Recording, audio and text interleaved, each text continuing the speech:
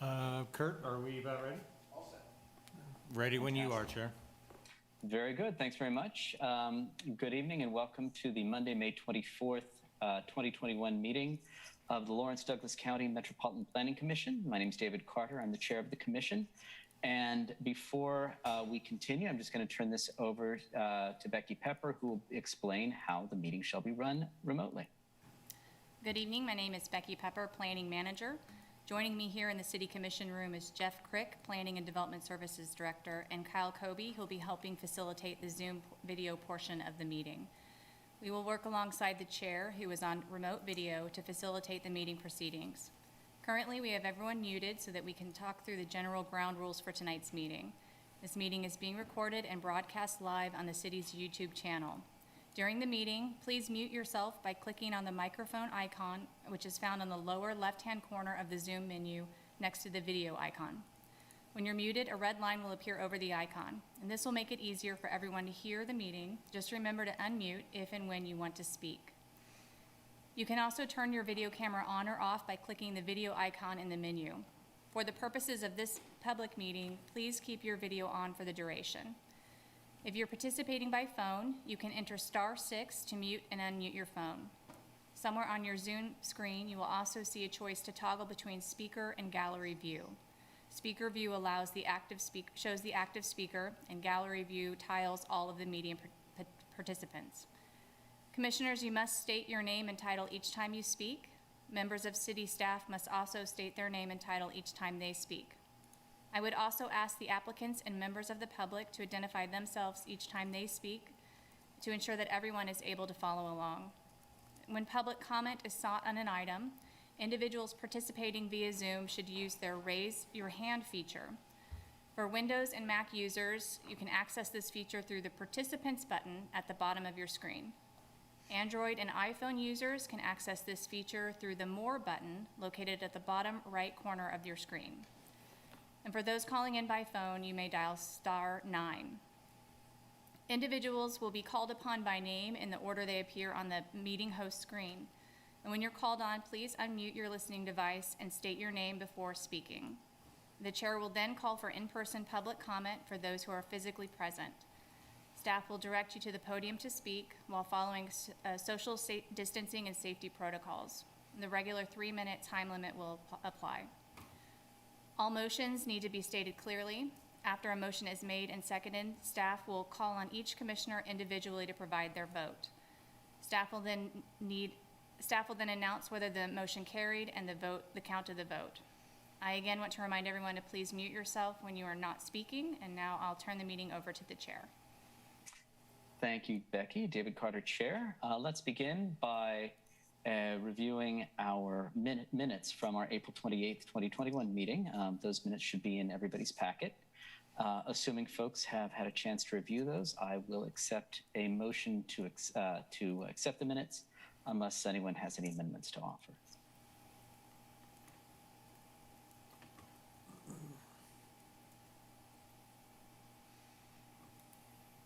Commissioner Struckoff.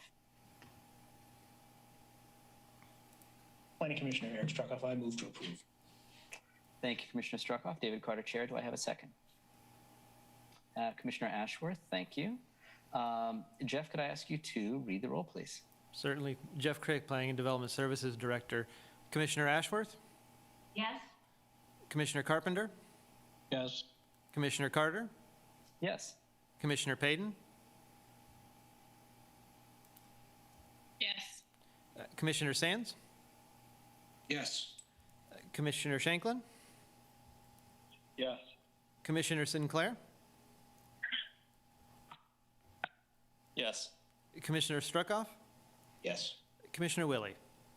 Yes. Motion passes 9-0. Thank you, Jeff. David Carter, Chair. With that, let's move on to committee reports. Do any commissioners have any committees that they wish to report on for business over the past month? Seeing none, let's move on to communications. Jeff, I know we received an updated packet this morning. Are there any additional communications from the public that have not been included in that packet? Jeff Crick, Planning and Development Services. All communications were included in your packet this evening. Thank you very much. Does that also include, David Carter, Chair, does that also include written communications from staff, planning commissioners, or other commissioners? Jeff Crick, Planning and Development Services Director. Yeah, all communications were part of your packet. We have no additional items there. Very good. Forgive me for asking, but any written actions of waivers, waiver requests or determinations made by the city engineer? Jeff Crick, Planning and Development Services Director. None this evening. Very good. Thank you. David Carter, Chair. Do any commissioners wish to report any ex parte communications? Okay. How about any declarations of abstentions from specific agenda items? Commissioner Sands. No specific agenda item, but just for the public record, I'll have to come off for an unavoidable work call. So we'll abstain from any item that I haven't heard fully. Understood. Thank you, Commissioner Sands. David Carter, Chair. This is the portion of the meeting where the public is invited to comment on any items that are not already on our agenda. So if any members of the public wish to comment on anything not on the agenda, please raise your hand. You can do it digitally in Zoom, and you can have 3 minutes to speak. And I'll ask Kyle if you see any hands raised. Kyle Kobe with Planning. I'm not seeing any hands going up so far, but we might just give it another few seconds just in case. Okay. And while you're at it, David Carter, Chair, you can please, if you wouldn't mind reporting on anyone in the commission chamber. Kyle Kobe with Planning. There's no one in the room to speak on general public comment. Very good. Okay. Thank you. With that, I will, David Carter, Chair, I'll go ahead and go to the first item on our regular agenda. Item number 1, consider approving a request to rezone approximately 22.02 acres at 1326 East 1900 Road from AG1 to General Business District. And I believe Mary is going to report on this. Yes, Commissioners, Mary Miller, City County Planner, and I'll try to share my screen.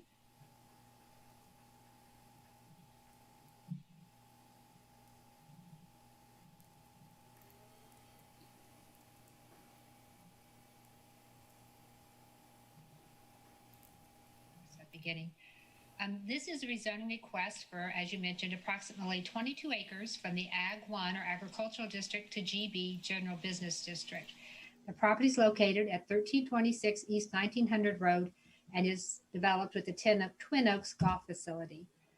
This location map shows it in the southeast corner of the intersection of East 1900 Road and Kansas Highway 10.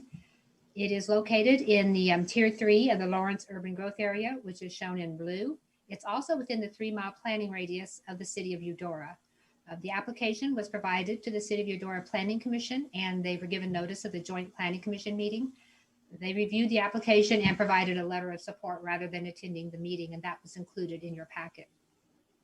And the subject property is about midway between the cities of Lawrence and Eudora. These are some pictures of the facility. This is the view from East 1900 Road. This is the clubhouse. This figure shows the type of facility they want to add. The actual facility itself, the building, does not require the rezoning. This is just an enclosed driving range. It allows people to stand inside during inclement weather, and it also allows for computers to evaluate your swing and predict where your ball goes and give you some training advice. The part that requires the rezoning is that this would also include a small restaurant. And so restaurant uses are not allowed with CUPs, and therefore it was necessary to request this rezoning to the general business district. And the box in this graphic shows the proposed location. It's currently an area that's used for driving, but it would have this covered facility and restaurant, and it would keep all the development in the southwestern corner of the property. And as with all zonings, we always look at the golden factors. The property is zoned agricultural, and so is the surrounding area. There is floodway and floodway fringe overlay zonings, but the zoning is 100% agricultural, Ag 1. And the land uses in the area are all agricultural, except for the subject property, which is developed with that golf facility. A conditional use permit was approved for it in 1991, and it's operated since then. And so the proposed rezoning to allow this addition of the restaurant use with that enclosed driving area would be compatible with the zoning and land uses in the area. The character of the area, we typically look at an area about 1 mile in radius of the subject property. And so that's outlined on this graphic. Primary defining features of the area are larger agricultural fields, the Wakarusa River and floodplain. Recreational features, we have the Crown Ski Lake to the west, and then we have the golf facility being the subject property. And then we have scattered rural residences throughout the area as well. Higher classification roads also define the area. East 1900 Road to the west of the subject property is classified as a principal arterial, and then the state highway is classified as a freeway.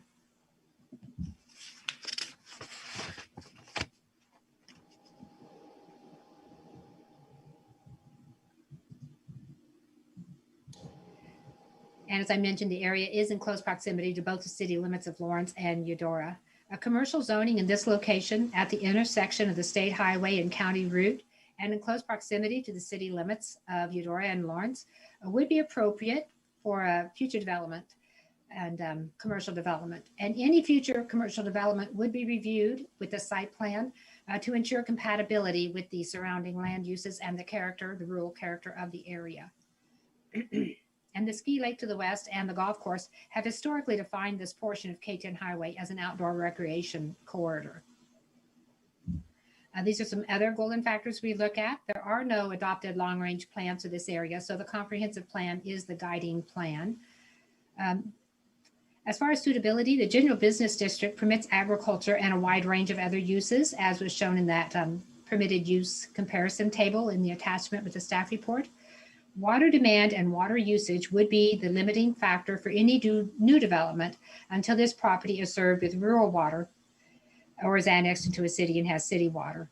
The Kansas Department of Agriculture indicated they would need to review and approve the water supply for the proposed usage since a private water supply would be used before a site plan could be approved. The water supply for the proposed use was provided to them and was reviewed and approved. However, with any site plan, the intensity of the use would be based on the review and approval of the water supply. The property is well suited to the uses which are permitted in the Ag 1 district and would also be well suited to the uses permitted in the general business district, with a caveat that the intensity of uses may be limited by the use of the private water supply. And as I mentioned, the Kansas Department of Agriculture would review and regulate the water supply for the proposed use.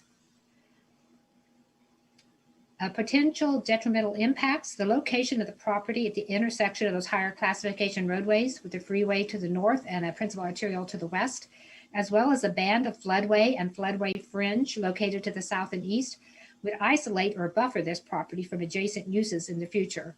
With appropriate site design, the uses permitted in the general business district should be able to be developed on the property with no detrimental impacts to nearby properties. The impact on environmentally sensitive lands, as shown in the staff report, there are environmentally sensitive lands on the east side of the property. There is prime farmland, class 1 or class 2 soils, and there's floodplain, as well as some steep slopes. This is on the far east side of the property, and the structures are being located on the west side, and that's where the new structure would be located. Any new site plan for a proposed use would require a review for impact on environmentally sensitive lands, and so that impact could be mitigated with any site plan. Therefore, the rezoning should not have a detrimental impact on environmentally sensitive lands. And then the suitability for agricultural purposes. And based on a manual review of the land evaluation and a site assessment, the LISA system, the site appears to have above average potential for agricultural production. So rezoning the property to the general business district would not remove land from agricultural production, as it has not been used for agriculture since the early 1990s. It has a conditional use permit with no expiration date. The rezoning would remove the land from the agricultural inventory, which would increase the accuracy of the inventory. And finally, we look at the compliance comprehensive plan. In the growth management, it wants to protect and preserve rural character through the compatible design, to minimize agricultural land conversion to non-agricultural uses, As I mentioned, this has not been an agricultural use since the early 1990s. It recommends that we utilize existing commercial centers and buildings to help create a continuity of place, maximize existing resources, and to maintain vibrant neighborhoods, and encourages redevelopment and limited expansion of existing commercial areas in unincorporated Douglas County on hard surfaced roads. As far as commercial development design, it recommends that commercial areas at the intersection of a hard surface county route and a designated highway may expand if utilities and infrastructure are available, and if the expansion is compatible in scale with surrounding uses. So this is something that would be reviewed with any future site plan applications.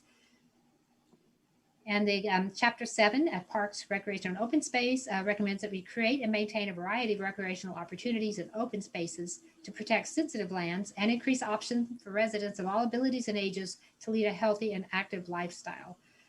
So rezoning the use to the general business district to accommodate the addition of the restaurant to the existing golf facility would be in conformance with the goals and actions listed in Plan 2040.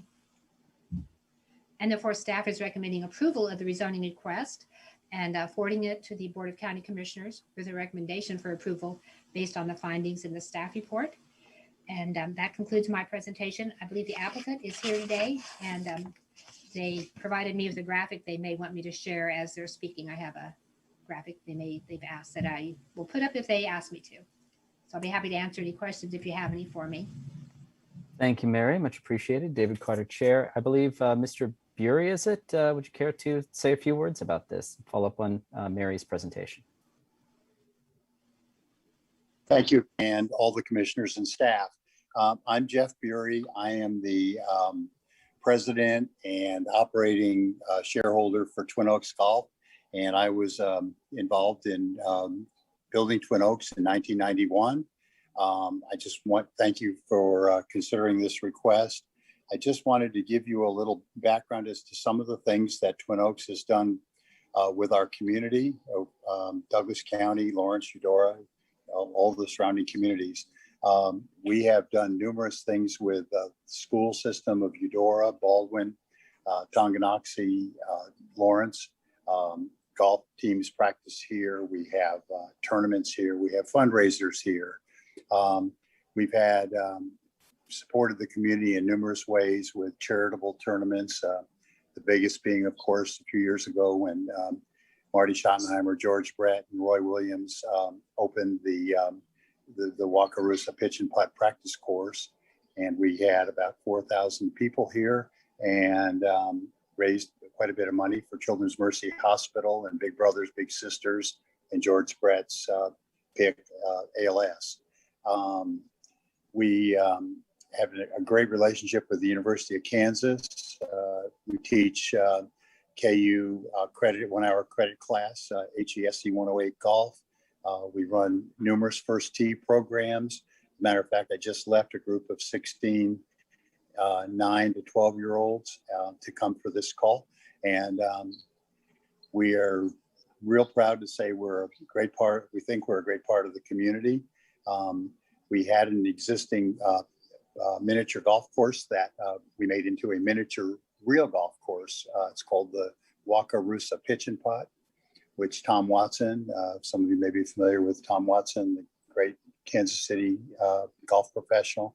He's come over here numerous times, and when we're doing junior programming, and has fully endorsed our little miniature real golf course, the Redbridge Wheelings. I could go on, but I just want to thank you all for considering this. And I think the county, the cities surrounding Lawrence, and will all benefit from this approved change, this zoning change. I think it would be a great amenity for the city, wholesome outside, great recreation, and finally, thank you for your consideration. If you have any questions, I'll be glad to address them. Thank you. Thank you, Mr. Bury. David Carter, Chair. We may very well have questions. So thanks for your time. At this point, I'll turn it over to members of the public who might wish to say a few words. Forgive me, Commissioner Sinclair. Sorry, Luke Sinclair, Planning Commission. Point of order, Mr. Chair. I think Matt Goff is on the line Oh, here as forgive me, Mr. counsel Goff. for the applicant. Thank you, Luke. Mr. Goff, forgive me, please, if you wish to speak. Chairperson Carter, Planning Commissioners, good evening. I'm Matt Goff with Barber Emerson Law Firm. I represent Stripes LLC. Randy Towner is the manager of Stripes LLC. If you recognize his name, it's because that Randy is the longtime, or was the longtime, head PGA professional at Alvamar Golf Course before accepting a similar role at Firekeeper in Mayetta. So Randy has joined this evening. Stripes is under contract to purchase Twin Oaks from Jeff Bury and his company. Jeff did a great job. The only regret I have is I have to follow that now. But I was just going to say that Twin Oaks has been in existence since 1991. It's had lights on it since 1991. We don't have any knowledge of any complaints about Twin Oaks since it opened in 1991. We have all the approvals that we need to continue operating the driving range and the golf course and the mini golf facilities. The request before you this evening is truly limited to the new building with the indoor-outdoor hitting bays, and only because we'd like to include a very limited restaurant, kind of I wouldn't call it a snack bar, but because of the water limitations, we can't have a full commercial kitchen by any means. But it means that we can at least provide you a site plan for review that would show the location of the building and provide a little more specifics about where the building is and the use after it's built. The ultimate goal is for Twin Oaks to be a place that families can enjoy into the future. It's a limited expansion to an existing commercial use. This new building won't increase the amount of light that escapes the golf course. We don't anticipate that there be any more traffic, especially to the south. We do expect that it'll function much the same as it has for decades. We agree with the staff's finding that this application conforms to the goals and the action steps in Plan 2040, that the project conforms with the surrounding land uses, that it's compatible with the area, it's well suited for this use, that with appropriate design, it'll have no detrimental impact on nearby properties, that denying this application would result in no gain to the public health, safety, or welfare, and we're not taking any ag land out of production. The Eudora Planning Commission recommended approval, and Eudora really has an interest in seeing Twin Oaks succeed because this development really complements what Eudora wants to do at the former Nottingham school site just east up the road. Mr. Bury's done an amazing job at Twin Oaks. You really won't find a better place for people, especially kids, to learn the game and practice. He mentioned the things that he's doing, so I won't repeat those. Mr. Towner wants to make Twin Oaks better, but he's not trying to change it. You did receive an email today from Rob and Cheryl Haney. Mary, if you have that attachment, this is, I guess, the graphic I was intending to show you. They live about a half a mile away to the south and to the east. Their residence is separated from Twin Oaks by a thick band of trees. So there you can see the image taken today from the parking lot at Twin Oaks, looking south to southeast. And then scrolling down a little bit, you can see the aerial photograph taken from the county website that has a ruler on it that shows the distance. And that, if you can kind of notice the Wakarusa River in the middle and those trees, the area of those trees and the river, using the area function on the county website, by my math, came out to about 25 acres. And that area itself is bigger than Twin Oaks at 22 acres. So I thought some context might be helpful to show the orientation from those two properties. As I mentioned, the use of Twin Oaks won't change, nor will the intensity of the use. If anything, the new building would reduce the level of light and noise coming from Twin Oaks, because some of those golfers will be hitting from inside a building and out onto the driving range. And because any new lights that we add are probably going to be attached to that one-story building and not elevated in the sky. The other thing that Mary mentioned is the fact that we're limited in what we can do based on the fact that we have a septic system and we have a water well. So I think that if you compare the difference between what Twin Oaks is today and what it would be after this is done, there's really no material negative impact on any of the neighbors. I do appreciate Mary Miller's work in helping us evaluate this. She did put us in touch with the Kansas Department of Agriculture and the Lawrence Douglas County Health Department. And she helped us check boxes for ourselves that we need to know to determine that the project is feasible. So we concur with their staff report and her recommendation for approval. I'm pleased to stand for questions that you may have. Mr. Towner is available to answer questions as well. Thank you very much, Mr. Goff. David Carter, Chair. And we may very well have questions for you or Mr. Towner. And unless Mr. Towner wishes to speak as well, I'll go ahead and go to members of the public who may want to speak on this item. I don't believe the Haneys are here, but if there are any other members of the public, please feel free to. This is Cheryl Haney. I am here. Fantastic. Thank you very much, Ms. Haney. I'll go ahead and let you speak. You have 3 minutes, ma'am. Hi, this is Cheryl Haney. I live directly south of the golf course, and I am opposing this petition based on several factors: taxes, lighting, land usage, and the traffic, and the bridge, and the 1900 road.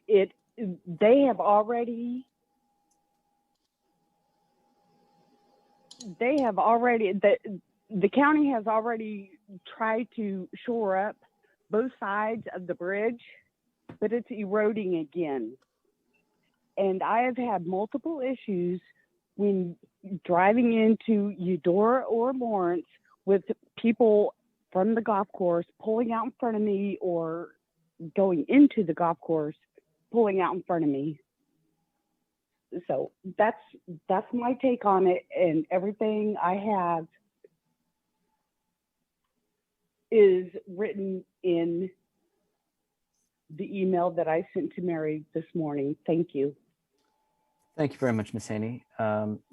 David Carter, Chair. Do we have any, if we have any other members of the public, just ask you to raise your hands, and I will ask Kyle to please inform us if we have any other speakers. Kyle Kobe with Planning. We don't have anybody in the room to speak on this item. I do see one hand has gone up.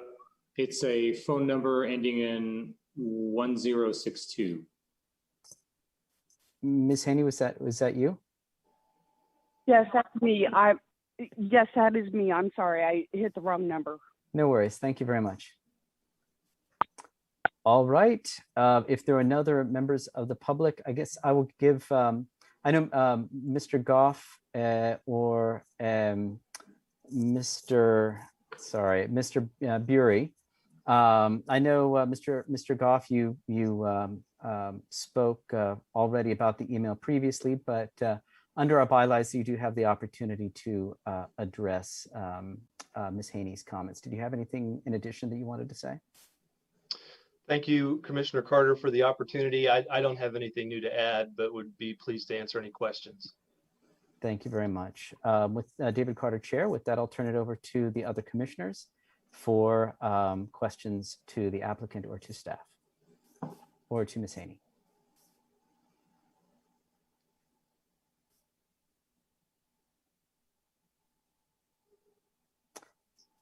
I guess I'll just begin by asking Mr. Bury about the services that you expect to be provided at the restaurant.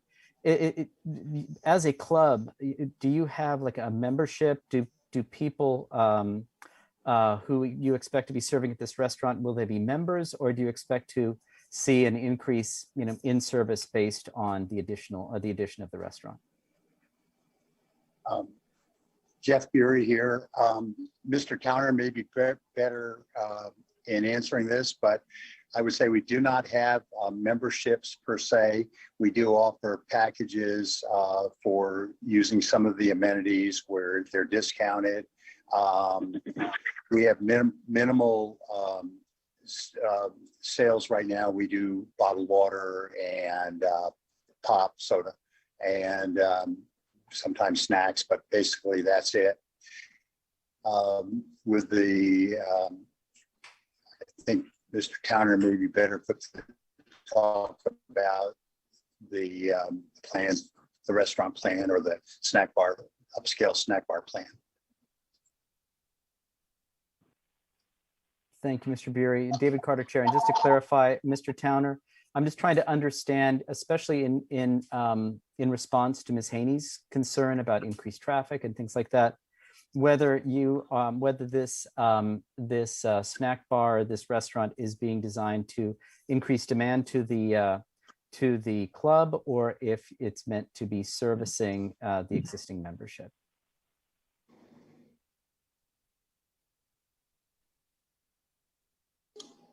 This is Randy Towner. It will be to service the membership. We are basically, it would be a golf snack bar to where people can come in and enjoy. We will apply for a liquor license, but it's not a bar. It's a just a service to our golfing members. Thank you, Mr. Towner. David Carter, Chair. Other questions from commissioners? Commissioner Ashworth. Commissioner Ashworth, just a quick question. Will the hours of the, because of the restaurant, will the hours of the facility be expanded at all?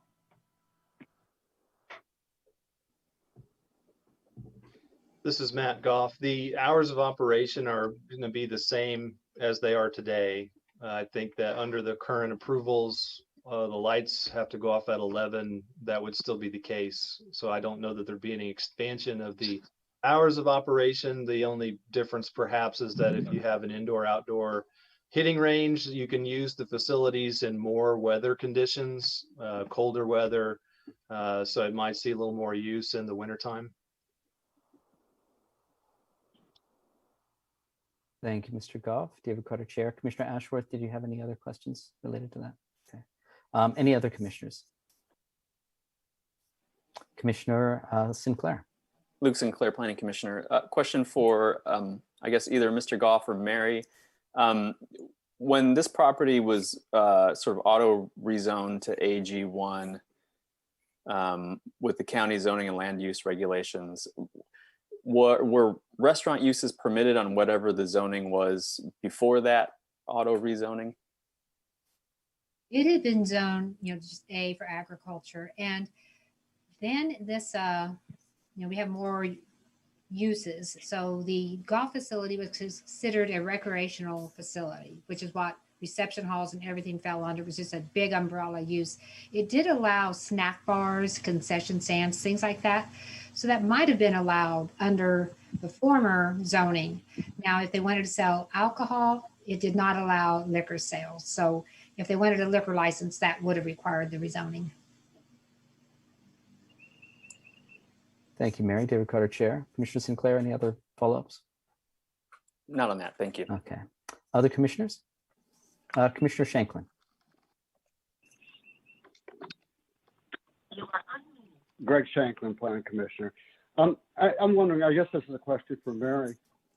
Is there an alternative approach available to us here that would not go to the lengths of recharacterizing this property as general business, but rather as an exception to an agricultural use, whether by, special use or conditional use?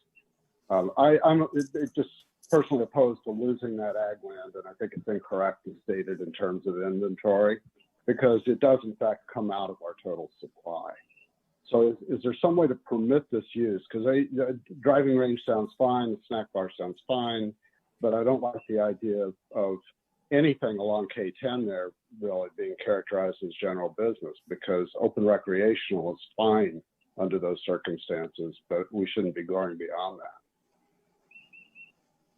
There would not be the possibility of doing this with a conditional use permit unless we did a text amendment, and we would have to add the restaurant or the snack bar use back as a conditional use. I don't know if legally we could put the sale of liquor back as a CUP. I'd have to talk with the county councilor. I know it wasn't there before, but that's the only way I see that we could do something like that would be to do a text amendment to revise the uses that are allowed in the ag district with the CUP, which would then open that up to all the ag district. Okay, thank you. Thank you, Mary. Thank you, Commissioner Shanklin. David Carter, Chair. Other questions from commissioners?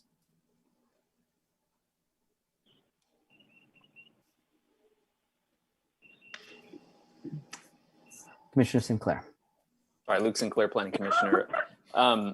Mary, question for you again. I think you had referenced earlier that if there was a change in use in the future, there'd have to be another assessment or review as to impact on environmentally sensitive lands. And I've noticed, I mean, one of the, I think, concerns is like the long-term effect of a rezoning like this. And we've talked about those sorts of things before, but there are other uses on the use table under general business that are of concern, I think, in terms of maybe impacts on environmentally sensitive lands. Are those, I guess, if the use is changed to anything other than restaurant or whatever, there will need to be a review of whatever impacts there might be. Can you confirm that? Yes, that is true. In the zoning regulations, we look at the impact of environmentally sensitive lands when we do site plans or when we do conditional use permits. Those are things we look at. We usually create building envelopes, or we just direct development to not encroach into the environmentally sensitive land. So that's something we always identify. So if it was a site plan, it would go to the county commission. If it was a conditional use permit, it would come before you. But we would look at those environmentally sensitive lands and work to keep the development out of it and to minimize any impact on it. Thank you. Commissioner Willie. Karen Willie, Planning Commissioner. I have a question for Mary. What water district does this fall under, and how close is the nearest county water line? I know currently it's on a well, but that question of water seems to be one of the factors that could potentially, at least at the moment, limit commercial growth. Yes, you're right. The water situation, it's definitely a limitation on commercial growth. It's not currently in a water district. When I pull up the water district map, this just isn't in any one service area. So I don't know if they could petition, to add on to a water district or what that would involve. It has been this way since 1990. And with the golf facility, the condition was they had to bring in potable water. And they did that. Now they can use the well water provided the Department of Agriculture approves it. But that does put a limitation. You're not going to have a really intensive use that has a lot of water usage until you get a more reliable source of water. Yes, Commissioner Willie. Karen Willie, Planning Commissioner. Just a quick follow-up to that. So if this area itself isn't in a water district, are the homes that are to the south along East 1900 Road, are those on wells, or are those serviced by a rural water district? I'm afraid I'd have to pull up my map. I don't know that off the top of my head. I know the water that would be rural water. This is Cheryl Haney. That would be rural water.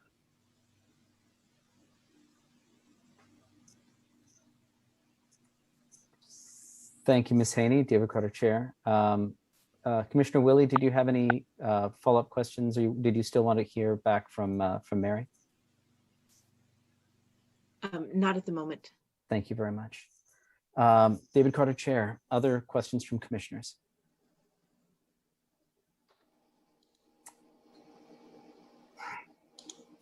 I'd like to return to Commissioner Shanklin. Do you have any additional views on looking for alternatives to the rezoning? Greg Shanklin, Commissioner. Only that I wish there were one. Unfortunately, I'm opposed just on the basis that I don't think this should fall into general business under the slippery slope theory. I mean, we see time and again that a use like this begets another use that's similar, and ultimately you do lose ag inventory, whether or not you want to characterize it as total supply or just inventory. So yes, I wish there were an alternative to answer your question. Thank you, Commissioner Shanklin. David Carter, Chair. Other commissioners. Commissioner Carpenter, you look like you might want to say something. Well,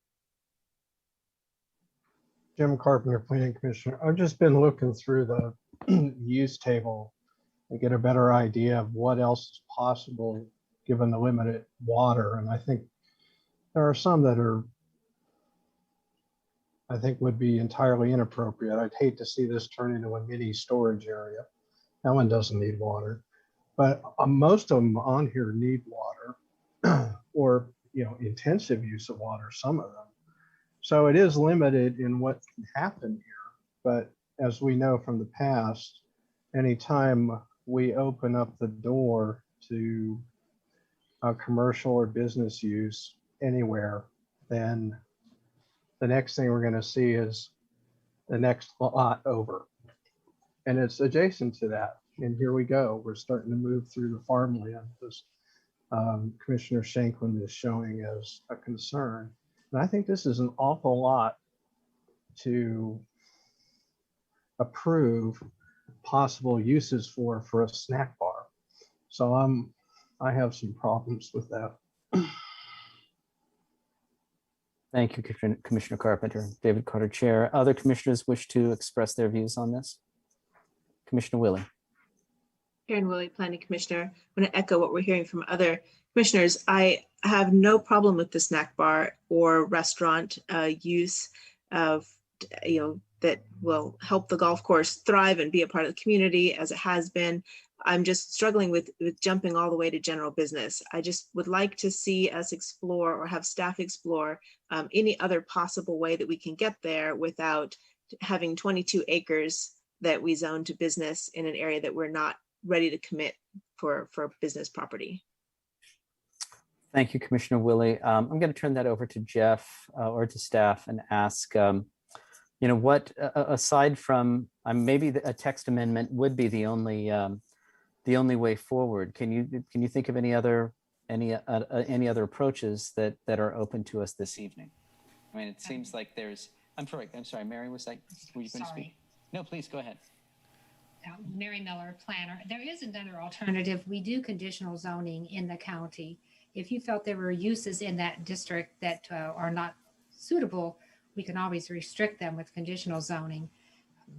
In my opinion, this location seems appropriate for business uses, being at the intersection of a principal arterial and a highway, and the fact that it's not agricultural land, but it's totally possible to weed out those uses that we would not want to see there, and limit those, and we can do conditional zoning.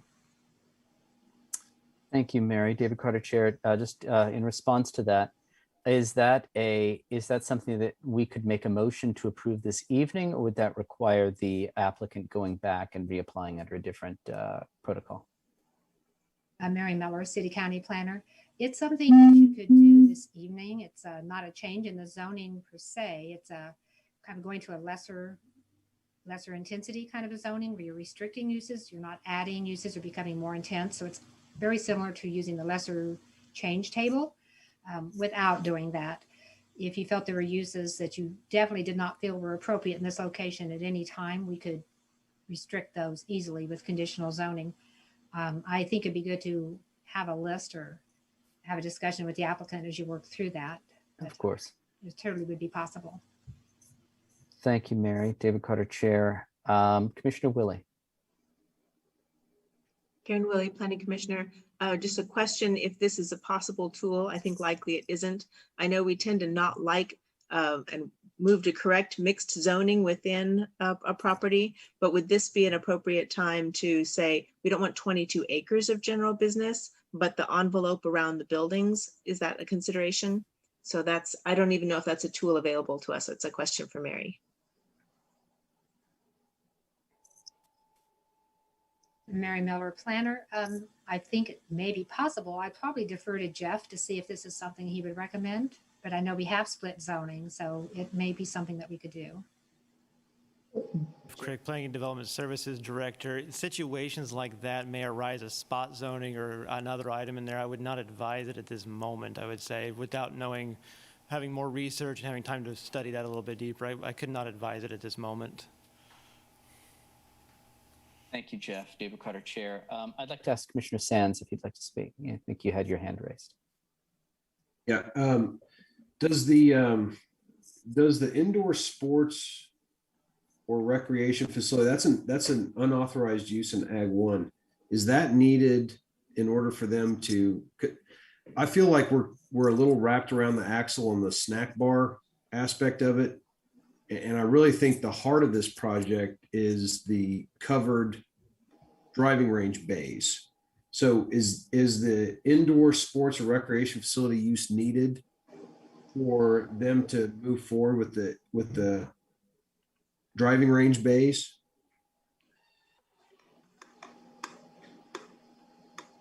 I think that's a question for Mary.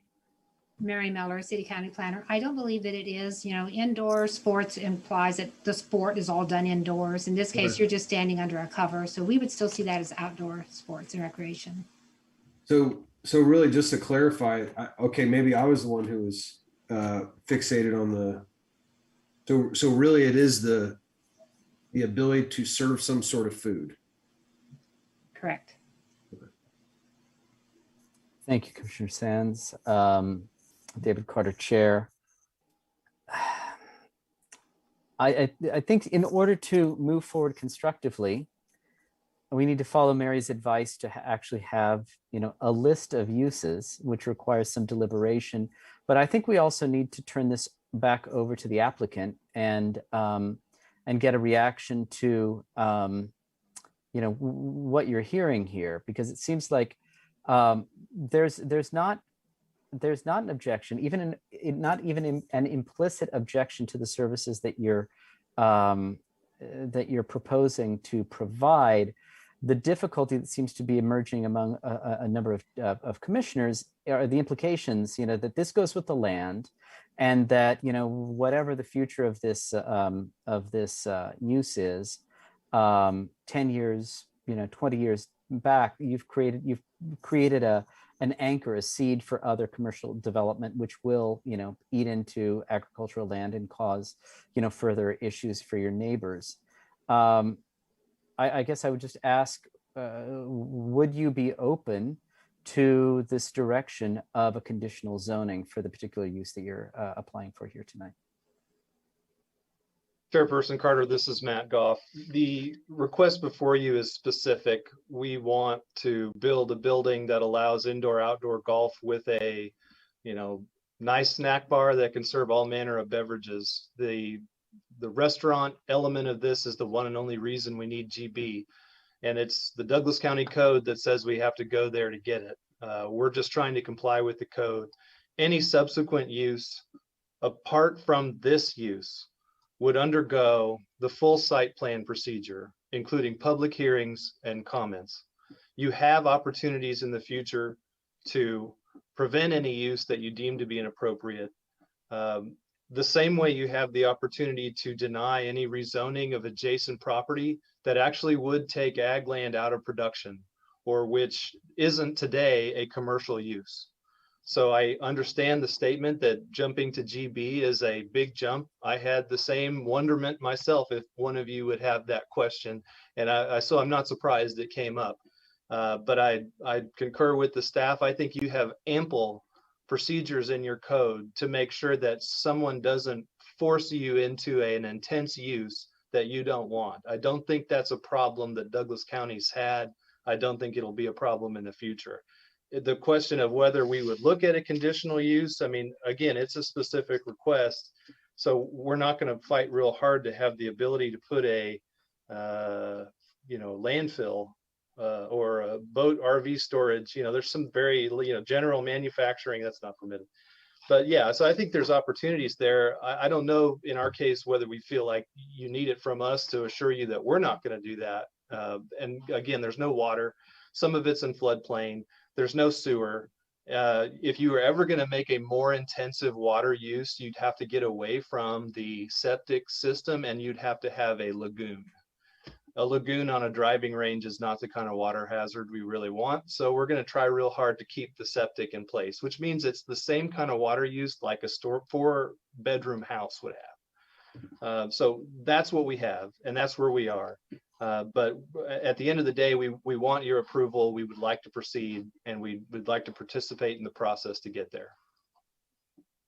Thank you very much, Mr. Goff. David Carter, Chair. I'd like to turn this over to other commissioners. This is kind of an emerging discussion, so please, perhaps,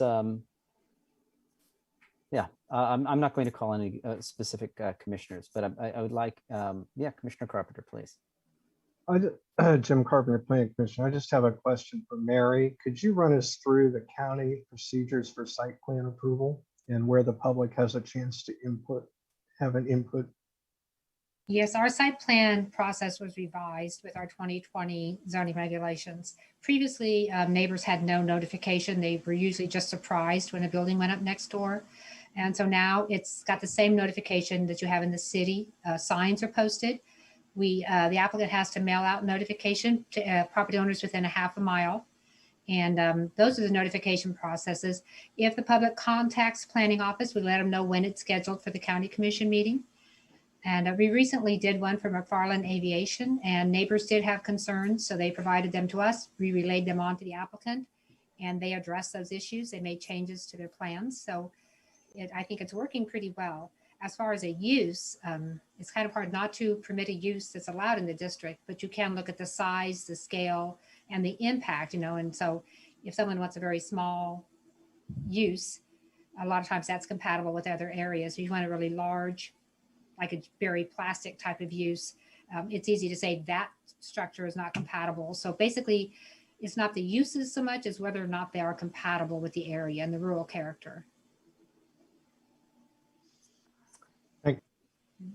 Thank you, Mary. Thank you, Commissioner Carpenter. Commissioner Shanklin, I'm going to David Carter. Commissioner Shanklin, I'm going to return to you and get your feedback on the discussion, please. Greg Shanklin, Commissioner.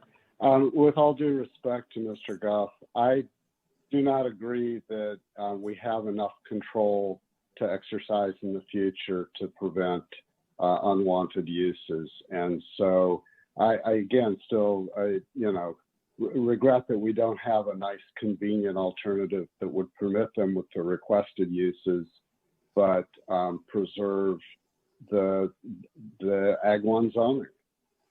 So that's where I stand. Thanks. Thank you, Commissioner Shanklin. Commissioner Ashworth. Sharon Ashworth, Planning Commission. While I share the concern about jumping to GB, general business, for this property, I'm leaning towards just being satisfied with future reviews of activities, and given the water limitations of the site, I'm leaning towards being satisfied that that will take care of uses that we may not want 20, 30 years down the road for that property. I think this particular use could go on for quite a while, quite a number of years, as it is stated, as it is promoted in the application. Thank you. Thank you, Commissioner Ashworth. David Carter, Chair. Commissioner Willie, I believe you also wanted to speak. Karen Willie, Planning Commissioner.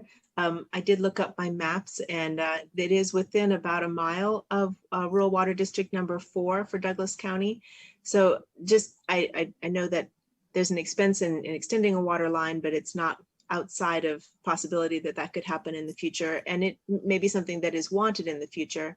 But I am more comfortable at this point looking into the possibility of the conditional zoning that allows GB that can support the snack bar, possible liquor sales, but not a lot more than that, or more intense than that. Even though I know to Mr. Goff's point that there are controls in place in site planning and such for anything that would move beyond that. But I would feel comfortable talking about that conditional zoning.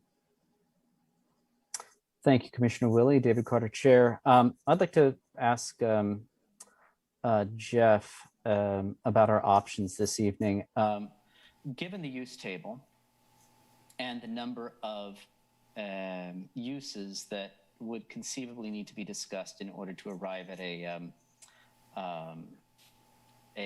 selection that is acceptable to a majority of the commissioners, is deferral of this item an option, or are we bound to make an up or down decision this evening? Jeff Crick, Planning Development Services Director. Chair, the deferral is an option that is available given given the bylaws that you have. So yeah, deferral of the item is possible. Just kind of going down the list of the possible uses in there, there's quite a number of them there. It'd be, I believe, a little hard to do during the meeting, and also the applicant may want to take a look at those and see and ponder those prior to trying to give a decision on the meeting this evening. Excuse me, at the meeting this evening. My apologies. Thank you, Jeff. David Carter, Chair. I guess at this point, I'd like to. We don't do this very often, but I think I'd like to get a verbal, some feedback from the commissioners to understand. I think we know where Commissioner Shanklin stands, but I'd like to get a clearer idea from other commissioners to see what sort of motion we would want to proceed with. I think Commissioner Ashworth has made her view clear, but if we could just have a, I'd just like to ask the commissioners to speak up where they stand, to see whether we might be able to go forward with a motion to accept this, or whether deferral is a better option. So I'm going to start with the Vice Chair, with Commissioner Sinclair. Thank you so much. Luke Sinclair, Planning Commissioner. I think I align a little more with seeing if we can explore conditional zoning on this, though I'm not the biggest fan of conditional zoning. I feel like there's got to be some room to make this work by striking some of the uses on the table. And you know, I don't know with specificity, but like, you know, I'm looking at the use table now, and the one thing that comes to my mind is, you know, from commercial uses on, just striking everything except for restaurant and, you know, the outdoor recreation, and whatever else is needed to keep on here to make sure that the facility can keep operating. But that's just one possible thing. I think the ones above commercial uses are pretty limited, residential and ag, which should be appropriate anyways. But I agree. I agree with everyone that said that there's no problem with what is trying to be accomplished. It's just we're using a really big tool to accomplish a very small task, and I have discomfort with that. But man, it'd be nice to be able to get this done tonight so that the applicant doesn't have to wait another cycle. Understood. Thank you, Commissioner Sinclair. Commissioner Struckhoff, could I ask you to speak up? Of course, if we defer this, you very likely won't have another option to vote on it. So apologies for that. Planning Commissioner Eric Struckhoff. I am concerned about the large jump to general business for this, but I do want to see this this facility flourish and grow as they see fit. So I would be interested in exploring a way that we can satisfy both our need to protect our ag interests in this county and make sure that this very worthwhile project can proceed. If that's a conditional zoning tool, then I'm willing to go that route. I'm torn on this one between my wish to just see this facility continue and prosper and my concerns that I share with Commissioner Shanklin and others about the loss of ag and the possibility and the charge that we carry to consider the possibilities of future development if we were to make a general business. And so I am very much interested in exploring whatever alternatives we have to allow this applicant to proceed as they wish. Thank you, Commissioner Struckhoff. David Carter, Chair. I'm going to ask Commissioner Payton to speak up, please. Commissioner Payton, I'm going more towards the conditional zoning or whatever. I think it's a big leap to go from Ag 1 to general business for this particular project. Thank you, Commissioner Payton. I think the other commissioners have spoken up. I guess I would just ask Jeff again about the likely timeline and what would be the next steps if we were to defer this item and ask staff to work with the applicant on specific uses. Jeff Craig, Planning and Development Services Director. We would work our hardest to get this on the next available agenda. My internal calendar is failing me at the moment, but I'm hoping So we should be able to theoretically get it on and have it available for the July meeting at this moment. That would be our hope to do. That's what we'd strive to do if that's the applicant's wishes. Thank you, Jeff. David Carter, Chair. Commissioner Carpenter. Excuse me, Jim sorry. Carpenter, Planning Commissioner. I'm not really clear on the process for conditional use zoning in the county. I'm pretty familiar with the city and how regimented that is and when it can be used. And it's possible it might apply here if it's similar in the county, but I'm hesitant about the conditional use process to increase. This is the one that I've always had problem with we create a change to a zoning district that allows more uses and then knock out everything that we don't want. Those are the ones that we pretty much said we aren't doing in the city. I'm curious if we defer this, if there could also be a conversation about a possible text amendment to allow these two requested uses of the snack bar and the alcohol sale as conditional use in Ag 1. And that would open it up because we have to apply it equally to everything in a category. So, and that would seem to be one route to go. And that way we'd be able to consider the individual application based on its location to other properties and everything else when we looked at a conditional use permit. So if we're going to look at conditional use permit, conditional zoning, I would request that any report that comes back to us go through the process in the county, how it's different from the city or the same as the city. And if it really doesn't match with the city, I'm going to have problems with it then. And also possibility of a text amendment just to make this a conditional use permit in Act 1. Thank you, Commissioner Carpenter. David Carter, Chair. Jeff, could we get your response to that, please? Jeff Craig, Planning Development Services Director. Certainly, we'd be happy to do the research on looking at both the text amendment and the conditional zoning aspect in relation to how the city's land development code looks like to the county zoning code on that one. And if I may, Mr. Chair, I misspoke earlier. I advanced a month in my mind because the calendar was not working for me. I think I said July and I meant to say June, so my apologies for that confusion. Thank you, Jeff. David Carter, Chair. I actually was thinking June when you said July, so I think we're on the same wavelength. Commissioner Willie, did you want to say something? I'm not sure if I saw your hand raised. You did. Karen Willie, Planning Commissioner. I just wanted to echo that I'm also very comfortable looking at the potential for a text amendment to make restaurant sales and potential liquor sales part of a conditional use permit option for ag. So I'm not sure I'm ready to commit to that, but I'm certainly ready to look into that option. Thank you, Commissioner Willie. David Carter, Chair. Commissioner Shanklin. Greg Shanklin, Commissioner. I also support the text amendment possibility. I think it goes hand in hand with, ag tourism notion, and I think that that's something that to the extent that we don't currently have that, we ought to be considering as a conditional use in Ag 1.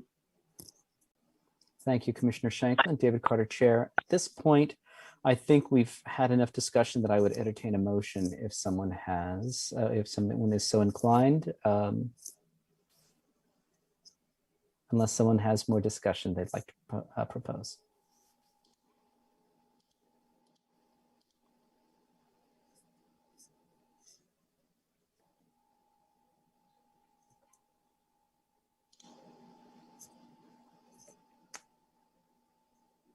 Would commissioners prefer to raise any other additional points or present questions to the applicant or to staff? Commissioner Willie. Karen Willie, Planning Commissioner. I would make a motion. I just had to scroll and find the right place in the Fair document. I move to defer the request to rezone approximately 22 acres from AG1 to GB district based on the findings presented in the staff report for the consideration of alternative methods of achieving the same thing. Thank you, Commissioner Willie. And I'd just like to check with Jeff before we go to a second. Jeff, is that those instructions along with the deferral give us adequate means to continue the discussion? Jeff Craig, Planning Development Services Director. I believe so. We got a pretty good idea of the ask the commission has put before staff, and we will get to work on that one and get that back to you as fast as we can. Thank you very much, Jeff. Do I have a second? Commissioner Carpenter, thank you. David Carter, Chair. Do we have any further discussion before we call the roll? All right, Jeff, would you do the honors, please? Jeff Craig, Planning and Development Services Director. Certainly. Commissioner Ashworth? Yes. Commissioner Carpenter? Yes. Commissioner Carter? Yes. Commissioner Payton? Yes. Commissioner Shanklin? Yes. Commissioner Sinclair? Yes. Commissioner Struckoff? Yes. Commissioner Willie? Yes. Motion passes 8-0. Thank you, Jeff. David Carter, Chair. Before we move on, I do just want to thank Mr. Bury, Mr. Goff, and Mr. Towner for your patience in dealing with the process, and look forward to seeing you again very soon. With that, I'm going to move on to item 2. Consider approving a conditional use permit for a vacation rental use at 144 North 1600 Road. And Kyle, I believe you're presenting on this. Yes, thank you very much. Kyle Kobe with Planning. As you just said, this is an application proposing a conditional use permit for vacation rental use. The property is zoned Ag 1 Agricultural District, and the existing use on the property is a detached dwelling. Surrounding area is mainly composed of detached dwelling and or agricultural uses, and the majority of the nearby area is also zoned either Ag 1 or Ag 2. No physical changes to the property are proposed with this application. The structure the proposed use would be located in is located in the center of the approximately 40-acre heavily wooded property. The applicant stated that their intent is to make the space available for rent to individuals or small groups every other week or so. The space would be available for rental. The space that would be available for rental could most comfortably accommodate a family of 5, but potentially as many as 8 could be accommodated in the event that a larger family was interested. Excuse me. Depending on demand and the applicant's schedule, some rentals may take place while the owner is away. Staff is recommending approval subject to the 2 conditions that are shown in the staff report. The first condition would be to place a 10-year time limit on approval, after which the applicant would need to request an extension of the approval or it would expire. And the second condition clarifies that the vacation rental use is approved only for the interior of the existing structure. The intent of this is to prevent the property from being used as a campground or a different type of use and reduce any potential impacts on the surrounding properties. That is all for my presentation. I see that the applicants are here tonight. I'd be happy to answer any questions, and I don't know if they have some words they would like to say as well. Thank you, Kyle. David Carter, Chair. Mr. and Ms. Sundaraj, would you care to add to Kyle's comments? No, Commissioner Carter, he said it very well. Both Audrey and I go by Sam. Audrey and I, very thankful to be living in Douglas County. God brought us to Kansas in 1983 when I came with Bechtel Power Corporation to build the Wolf Creek power plant, and God's kept us working for the state. People ask us, because we are from India, I grew up in a 3-room flat in New Delhi. Here we are living, just Audrey and me. We don't have any children yet, and our dog in the middle of 40 acres. And as I've told the planning people, the day dawned and we said, and I work for FEMA right now. I work full-time for FEMA, and Audrey works for the University of Colorado. She used to be the nursing home director for the state of Kansas. Before 5 years ago, she switched to be a subject matter expert working for the University of Colorado School of Medicine, who are the contractors to CMS. So both of us very vested in regulations and processes that you all do. So totally respectful of things like that. And the only thing that drove us to this was we live in such an amazing piece of property. We've seen 3 mountain lions on our property. And we shared that with the Assistant Secretary of Wildlife and Parks, Dick Kurth. And we've got a picture of a little kitten, mountain lion kitten, which was affirmed by this, that's been 10, 15 years ago. And February 10th of this year, I looked up on my this thing. I was sitting here teleworking, and I see this big bird. The woodpeckers come to feed off of the sunflower seed that Audrey puts out. I said, but that's a big guy and he's going at it. First time since we've owned this property in '89, a pileated woodpecker. So when I think of Lawrence in our community, and I'm like, Rock Chalk Park, if people come back to see KU for a home game or something, this would be a perfect place for them to just come and unwind. And we wanted to share it. So it's really not money driven as much as, and I'm not trying to sound noble or anything like that. It truly was our motivator and driver to want to share this really very pretty parcel of land that God's blessed us with. So Kyle's nailed it, and respect their advice and everything that has led us up to this point. But we are here if you have any questions. Certainly. Thank you, Mr. Sundaraj. Really appreciate your comments. And we may have some questions, and really appreciate your respect for process. With that, I will ask if there are any members of the public who wish to speak on this item. And if so, please just raise your hand digitally in Zoom, or while we wait for that, I'll also ask Kyle if there are if there's any members of the public in the commission chamber who might wish to speak. Kyle Kobe with Planning. There are no individuals in the commission room to speak on this item, and I am deliberately going slow to give more time for a digital hand, but I do not see any at this point. Very good. Thank you, Kyle. David Carter, Chair. With that, I'll turn it over to the commissioners. And solicit questions for the applicant or for staff. Commissioner Willie. Karen Willie, Planning Commissioner. I have a question for Kyle. It seems to me that short-term rentals used to be allowed by right in the old A district. Is that something that changed between A and A1, or am I just wrong? Kyle Kobe with Planning. I think that there was some change that took place. I will be honest with you, I wasn't super familiar with the previous Douglas County zoning code, so I might not be the expert on what did or did not change, but I do know that there's also a home occupation use that theoretically could be employed. This particular use could not be used as a home occupation here, so it requires the conditional use permit. So that may be what you were. I see that Mary's turned her video back on and is diligently studying something. So I have a suspicion I know what that might be about. Mary, Planning. I believe the question was, would this use have been allowed by right in the A district prior to the changes to the zoning regulations? Is that the question? Yes. It would have been considered a boarding house. We had a long-term rooming, lodging, or boarding houses or similar uses, which caught everything. It would have taken the CUP under the old zoning regulations too. We just gave it a better term. Thank you. Thank you, Mary. David Carter, Chair. Other questions from commissioners?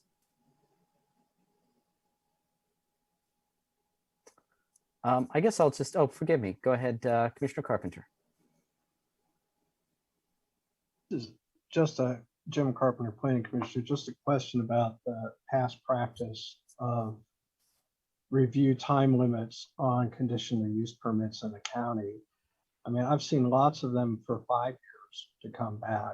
How is 10 years arrived at in this particular one? Or is that the new standard we're using? Kyle Kobe with Planning. The 10-year time limit came from a project, and I am blanking on what that case number was, but there was a case that came through a year or two back that included a similar kind of a use, and that use, while there were some other uses associated with it, included the 10-year time limit. So that's where the 10 years came from. Jeff Craig, Planning and Development Services Director. The one thing I will add is most conditional use permits will have a 10-year lifespan, but they'll have a 5-year review that will occur midway through it just to make sure compliance is good and just to see if there's anything that's gone on. But most will have the 5-year review with the 10-year sunset at the end of it. Thank you. Thanks to both of you. Commissioner Carpenter, are you satisfied with that, or did you want to ask any questions about like the 5-year review? Jim Carpenter, Planning Commission. No, that was pretty good. Yeah, because with the conditional use permits, the only thing that's going to be really re-examined in that review period is if there have been complaints that weren't responded to, and that's going to happen anyway. So if there is misuse in any conditional use permit, I'm not implying this one would ever have any. I'm just saying in a as general fashion, because we have asked for shorter review periods in certain things where we had questions because of past behaviors of the corporation or the company and the number of complaints that went unanswered. So that's just where my question is coming from. So there are all types of ways that this will be reviewed without an absolute review date. So. Thank you, Commissioner Carpenter. David Carter, Chair. Further questions from commissioners? Commissioner Struckoff. I like this idea. I like the idea of visitors, even our visitors to Lawrence, having a place like this out in a rural location, especially a hilly wooded rural location, which I think is a surprising geographic feature of eastern Lawrence, eastern Kansas, to a lot of people who have never visited, and I'm in support. Thank you, Commissioner Struckoff. David Carter, Chair. Other commissioners wish to offer feedback, questions, or at this point, perhaps a motion. Commissioner Willie. Karen Willie, Planning Commissioner. I agree. If ever there were a location that would not bother the neighbors, the very center of a 40-acre parcel with trees all around would be the one. So I'm very much in favor. I'll let somebody else make the motion. Thank you, Commissioner Willie. David Carter, Chair. And I would just like to say, as someone who has spent a considerable time both in urban and rural parts of the Delhi area, I can appreciate the difference between a rural respite versus city life. So appreciate the impetus, and I'm in support of this as well. Would anyone, Commissioner Struckoff? Happy to make Planning Commissioner Eric Struckoff. I'd be happy to make a motion if there's no further discussion. It looks like the floor is yours. I move that we approve the conditional use permit for vacation use rental at 144 North 1600 Road, based on the findings of fact in the body of the staff report, and subject to the conditions 1 and 2 listed therein, and forward that to the Board of County Commissioners with a recommendation for approval. Thank you, Commissioner Struckoff. David Carter, Chair. Do I have a second? Commissioner, several. I guess Commissioner Sinclair got his hand up first. Any further discussion before we read the roll? All right. Jeff, could I ask you to do the honors, please? Jeff Craig, Planning Development Services Director. Commissioner Ashworth? Yes. Commissioner Carpenter? Yes. Commissioner Carter? Yes. Commissioner Payton? Yes. Commissioner Shanklin? Yes. Commissioner Sinclair? Yes. Commissioner Struckoff? Yes. Commissioner Willie? Yes. Motion passes 8-0. Thank you, Jeff, and thank you, Mr. and Ms. Sundaraj, and all the best. That brings us, forgive me, David Carter, Chair. That brings us To item 3, consider approving a conditional use permit for an event center on approximately 20 acres at 2351 North 400 Road. Mary, I believe you're presenting on this. Mary Miller, City County Planner. And as you mentioned, so I get this open. This is a conditional use permit application for the event center at Enright Garden Center at 2351 North 400 Road. The property is located in the southeast corner of Douglas County. It's highlighted here in greenish blue. It's not in the urban growth area of any city. It's not within Baldwin City's 3-mile area radius, the planning radius. It is, however, within half a mile of Johnson County border. And therefore, we did get a property ownership list for Johnson County and provided them with mailed notification, just like we did the Douglas County residents. The event center is located on the 3 parcels that contain the Enright Garden Center. The event center is actually only on the center parcel and is highlighted here in yellow. The building with the event center is highlighted yellow, and the associated garden to the north is just outlined. The Enright Garden Center, all the greenhouses there, they make up what's considered agriculture, and that does not require any conditional use approval. They also do ancillary sales with these greenhouses. That's sale of products not raised on the property. Previously, that required a conditional use permit, but with the 2020 revised zoning regulations, as long as the sale area is not over 500 square feet, it's allowed by right. So their ancillary sales do not require a conditional use permit. This application is only for the event center in the center there. This shows the Enright Garden Center as seen from North 400 Road. This was just taken from the Street View map from Google. This is the event center. They're looking at it from the south. And then to the north of the event center on the bottom, that is the garden area where a lot of ceremonies are held. CUPs were originally approved for this property in 2001. A conditional use permit was approved for those ancillary sales I mentioned. Prior to 2020, any ancillary sales required approval of a conditional use permit. That was approved in 2002 with a 10-year time frame. In 2009, a conditional use permit was amended to add the reception hall or the event center, and this was approved in March of 2010. However, the time frame was not extended at that time, although it probably should have been, and therefore the conditional use permit expired rather quickly. The Zoning and Codes Office identified that this CUP had expired. They notified the applicant, and they submitted this application in order to extend the time frame and to bring their use back into compliance with the zoning regulations. The property, the area contains Ag 1 and Ag 2 zonings. These are primarily differentiated by the size of the parcels. The CUP property is zoned Ag 2. Land uses in the area are a mix of primarily agriculture with farm residences. There are single-family residences as well as quite a bit of woodland in the area. The stars designate the commercial uses. The one on the right is the CUP that's before you tonight, and the one to the west is a winery with a tasting room that also has events. They have smaller scale events than the one here that's being considered with the CUP.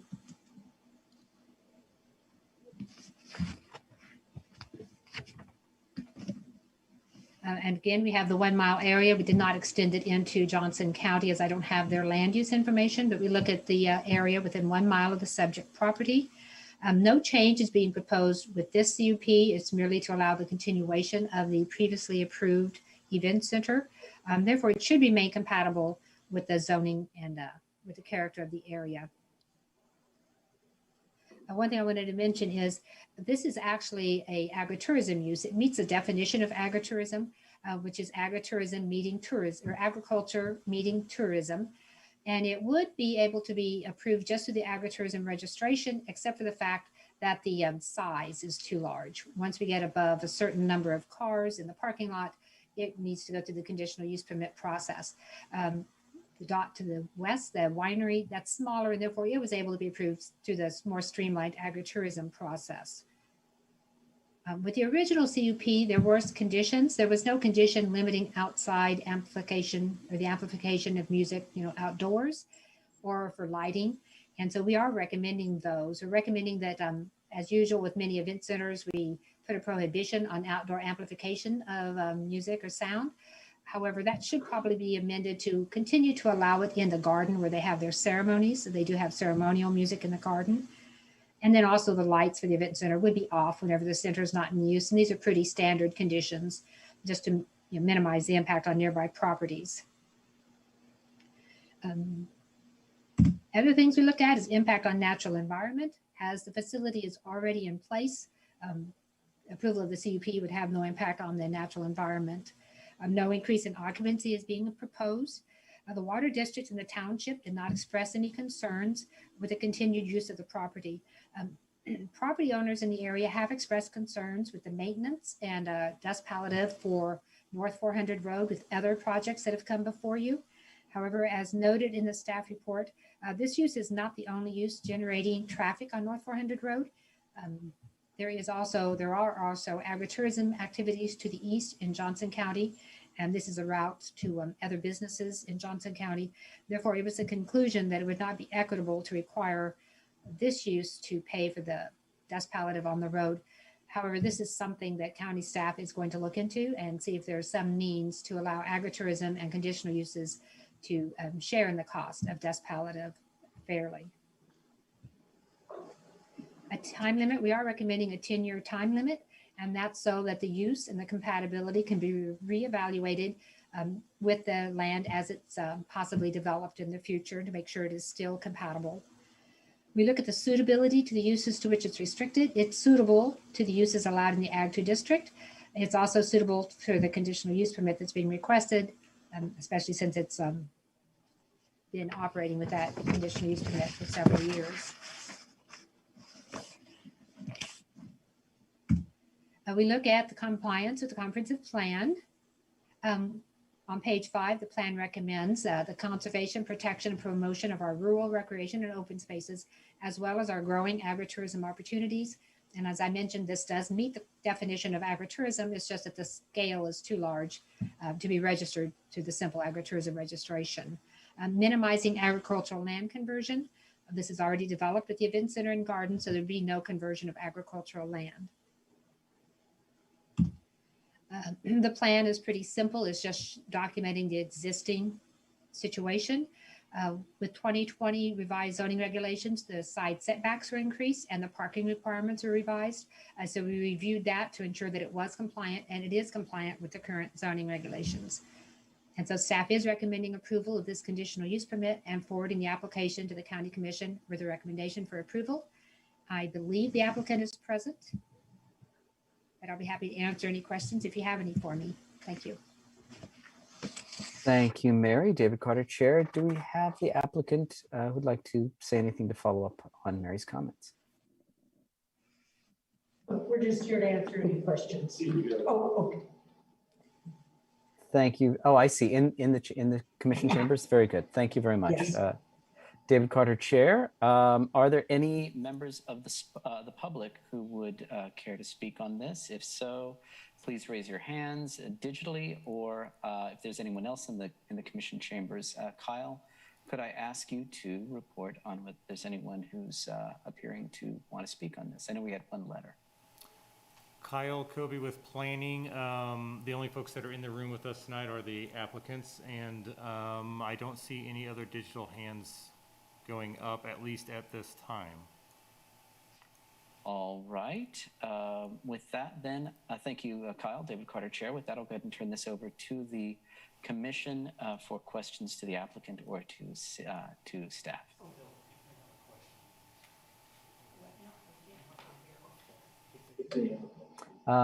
Commissioner Sinclair, did I see your hand go up? Okay. Indeed, Luke Sinclair. Very good. Please go ahead. Sorry, Luke Sinclair, Planning Commissioner. A question for Mary. Well, two questions, I guess. The first is, what was the reason for letting this lapse? Was it just an oversight? Is that why it's a reinstatement and not a renewal? And then secondly, have there been any compliance issues that we should know about? Right. The lapsing was pretty much an oversight. When the CUP was approved, it should have had the time frame extended. You know, it expired only 2 years after being approved, and that's a very short time frame. I don't believe the applicant was aware that it was going to expire. I don't think zoning and codes even considered it. They looked through the files this year, you know, to see what was expired, and when they discovered it had, they notified the applicant. And sorry, what was your second question? Luke Sinclair, Planning Commissioner, whether or not there have been any compliance issues. Mary Miller, County Planner, or City County Planner. No, there have been no compliance issues related with this project. Thank you, Mary. David Carter, Chair. Other questions from commissioners? I guess I have one question, Mary, and that is for the 2010 CUP. Did that also have an expiration date? Was that also a 10-year term? And Mary Miller, Planner, that was the oversight. There was no expiration date listed on that. It didn't list open, you know, open-ended. It didn't list the expiration date. So actually the 2001, which was approved in 2002, that's the expiration date that covered Understood. the whole CUP. Thank you, Mary. David Carter, Chair. I'll just clarify. I was just adding 10 to 2010 and wondering if that one also had expired in 2020. So thank you for clarifying that it had not. Other commissioners wish to ask any questions? Commissioner Shanklin. Greg Shanklin, Planning Commissioner. Having driven out there, it seems every other month for another one of our matters to review. I personally am uncomfortable driving at the designated rate of speed on 400 Road and wonder what it's like when 90 cars are trying to pack into that place in an hour. And I understand dust control, but is that road really designed to support the use here? That's a question for Mary. Maybe it's rhetorical, but I am curious. So.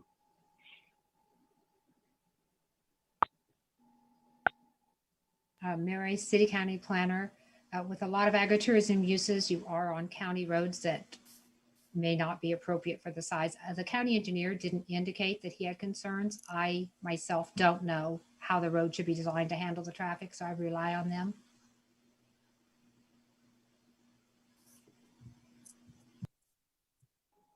Thank you, Mary. David Carter, Chair. Greg, excuse me, Commissioner Shanklin, did you have a follow-up question? Okay. Other commissioners, other questions?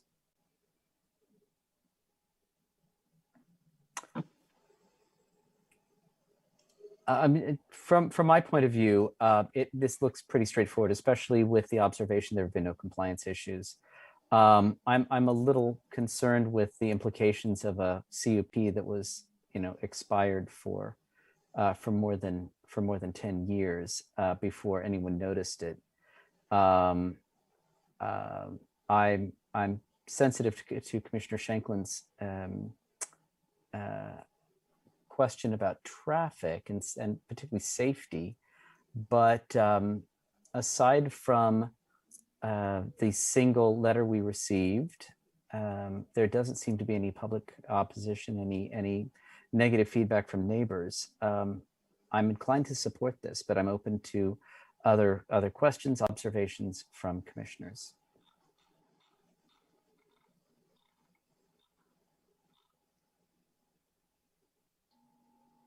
Commissioner Willie, I'm curious whether you might have any questions or anything that you wish to share. Karen Willie, Planning Commissioner. No, I'm comfortable with the use has been existing on this property for a long time. We don't have a record of difficulties with it, and I think this is kind of a cleanup, get them back in compliance from an oversight that was made long ago. I don't have any difficulties with it. Thank you, Commissioner. David Carter, Chair. Any other questions from commissioners? Or, yeah, forgive me, Commissioner Struckoff, I lost you in my normal frame up here. Please. Commissioner Eric Struckoff, I've just been cut off from by my computer apparently, so I joined my phone. I share Commissioner Willie's thoughts on the matter. I'm comfortable with this application. I think it's more of a housekeeping item, and I think that the use can continue as it has so far. Thank you, Commissioner Struckoff. David Carter, Chair. Commissioner Carpenter. Jim Carpenter, Planning Commissioner. I think one thing that speaks in favor of the applicant is the fact that it did go so long before it was caught, which means that it didn't generate complaints. So I guess I'm pretty much in favor of it. Thank you, Commissioner Carpenter. David Carter, Chair. If there are no other questions, concerns from commissioners, I'd also entertain a motion. Commissioner Ashworth. Sharon Ashworth, Planning Commission. I can make a motion.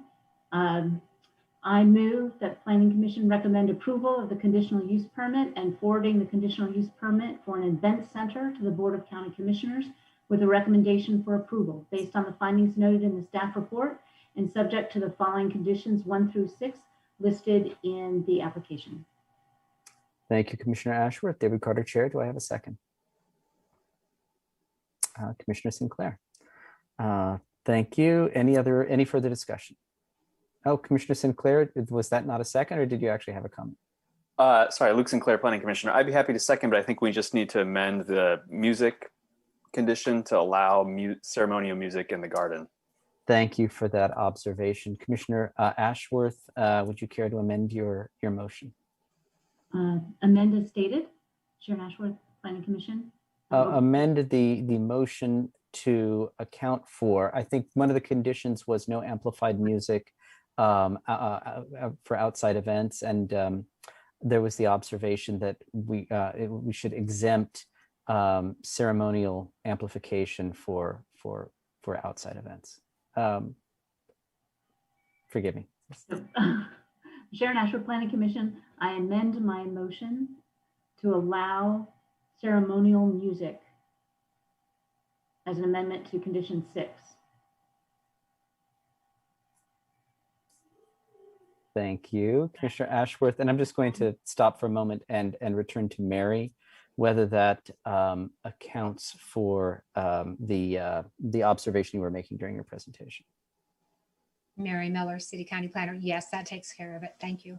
Very good. Thank you. And David Carter, forgive me, Jeff, go ahead.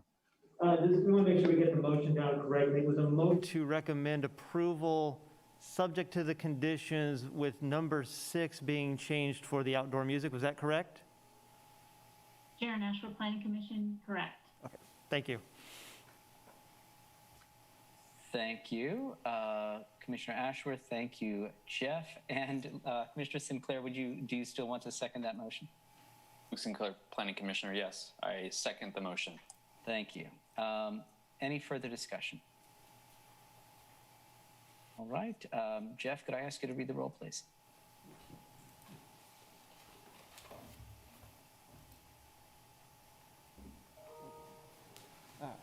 Jeff Craig, Planning and Development Services. Commissioner Ashworth? Yes. Commissioner Carpenter? Yes. Commissioner Carter? Yes. Commissioner Payton? Yes. Commissioner Shanklin? Yes. Commissioner Sinclair? Yes. Commissioner Struckoff? Yes. Commissioner Willie? Yes. Motion passes 8-0. Thank you, Jeff. David Carter, Chair. That brings us to our final item of the evening. Item number 4, consider approving a request to rezone approximately 25 acres from Ag 1 and Ag 2 to clustered preservation at 981 East 1549 Road. And I believe Mary is presenting on this. Mary Miller, City County Planner.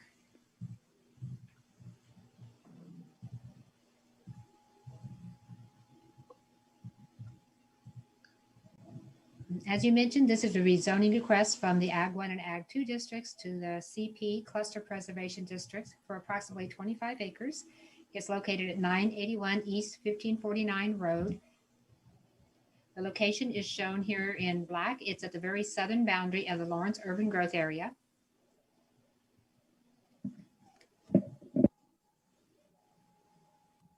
And there's a little bit of background for this property. It's very unique in that it is platted. The yellow figure on the left graphic shows the platted lots. It was platted as Ann Talum subdivision in 1996. But at that time, properties were required to rezone to the A1 district, suburban home residential district. But this was not required to rezone first. And the reason is because of the private road. And in 1549 is a private road which serves 4 properties. In 1978, private roads were allowed. There was a resolution that allowed private roads, but limited them to serving only 3 properties. And in 1998, private roads were prohibited. Well, this was approved in 1996. And in the minutes, the Board of County Commission minutes, which are included with your packet, they noted there was an error. So evidently 4 properties were allowed with a private road. And the County Commission took steps to rectify this. And things they did was, 1, they allowed them to plat without rezoning. And with that, they had to put the private road into a tract so it doesn't cross each individual property. It's in its own tract, and this land will be dedicated as right-of-way whenever the land is further divided. They also did a text amendment to the zoning regulations. It was a very limited text amendment. It was going to have a sunset for the end of that year, and it was specifically to address this issue, and it allowed 4 houses on a private road. And so they made it very, very strict and specific, so it only applied to this situation. So now we have these properties. There's 4 on a private road. They were platted. They were not rezoned. Had they rezoned to the A1 district, that would have automatically have converted to the CP or cluster preservation district. Since it was not rezoned, we need to look into the rezoning now separately, as the property owner would like to further subdivide the property. They would like to divide lot 4 into lots that are smaller than 20 acres. And so therefore we are looking at the rezoning to the cluster preservation district, which would be the district that would accommodate these small lots. Lot 3 is actually non-conforming in its current Ag 2 zoning and would require CP to be conforming. The figure on the right is just the figure of the 2 lots in question. The staff report just provided a staff-produced concept plan. The applicant did provide concept plans after the publication of the staff report, showing various options for how the 40% future development area could be set aside. The 2 figures on the right show that it may be necessary to reduce the number of lots that can be created once you set aside that future development area. But it does show that it would be possible.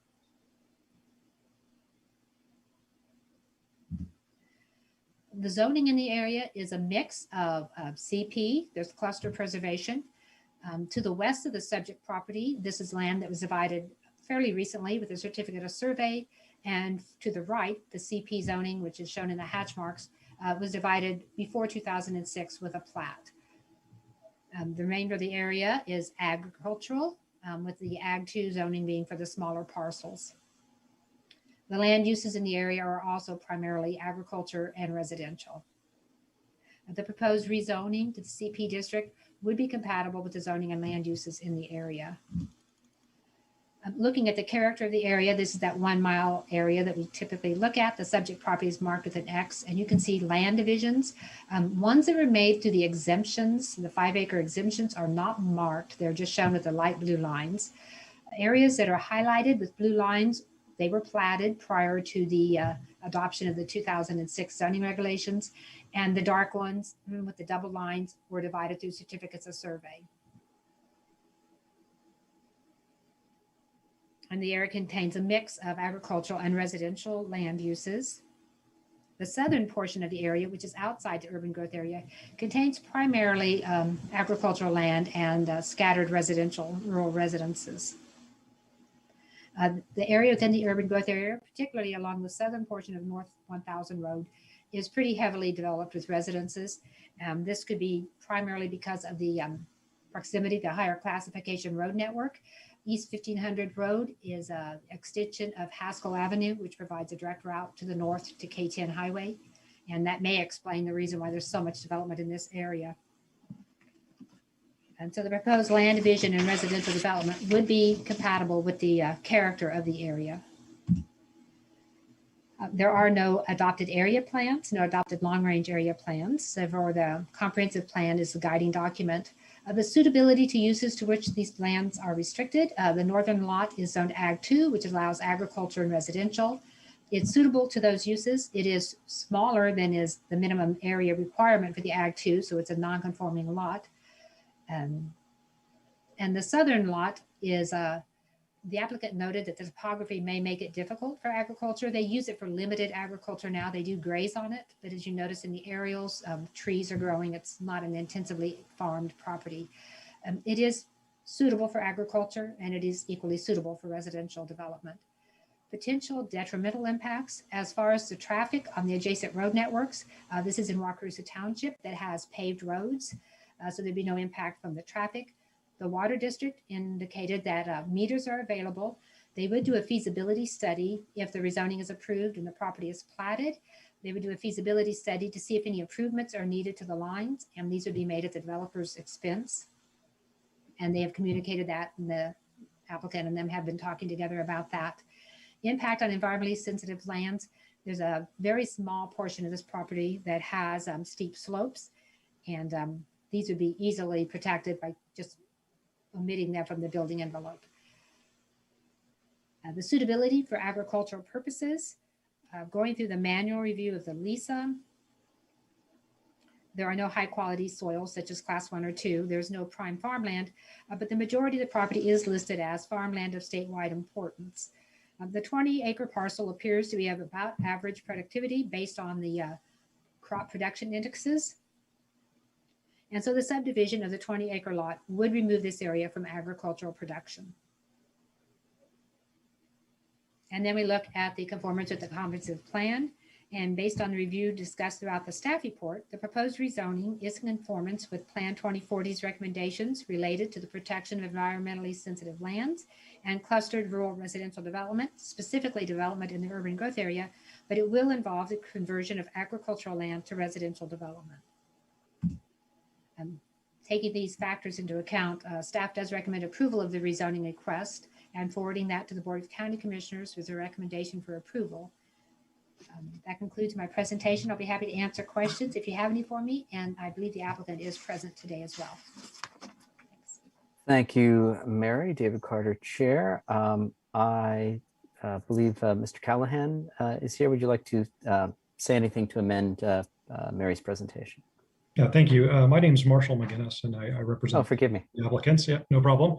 They're here with me. Aaron and Pat Halpin are with me. So if you have any questions that specifically to be answered by them, they certainly can answer those as well.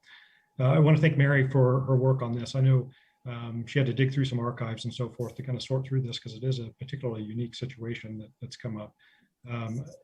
You know, we're in a place where this is a platted residential subdivision. And so looking to get the zoning in line with what's happened here in the past as far as these lots and getting it in a place where the residential development that's been planned for the past approximately 30 years can move forward. So the Halpins bought this land in the mid 90s, and they built the houses that exist on these existing lots. They built the house that they're living in now here and want to be able to continue with the development that they had planned when they bought the land nearly 30 years ago. So one thing that I would like to address in Mary's report, just a quick clarification. The packet had, I think, must have been an error from another report or something where it was saying that the applicant's response on number 10 for suitability of the property for agricultural uses, it's saying that we identified prime farmland and so forth, and that wasn't what was on the application, and Mary has addressed that there is no prime farmland here, but just wanted to point out that is an error on the report. Speaking about soil classification, I know that a lot of work is going into the LISA system and trying to develop ways to quantify the agricultural aspects of land.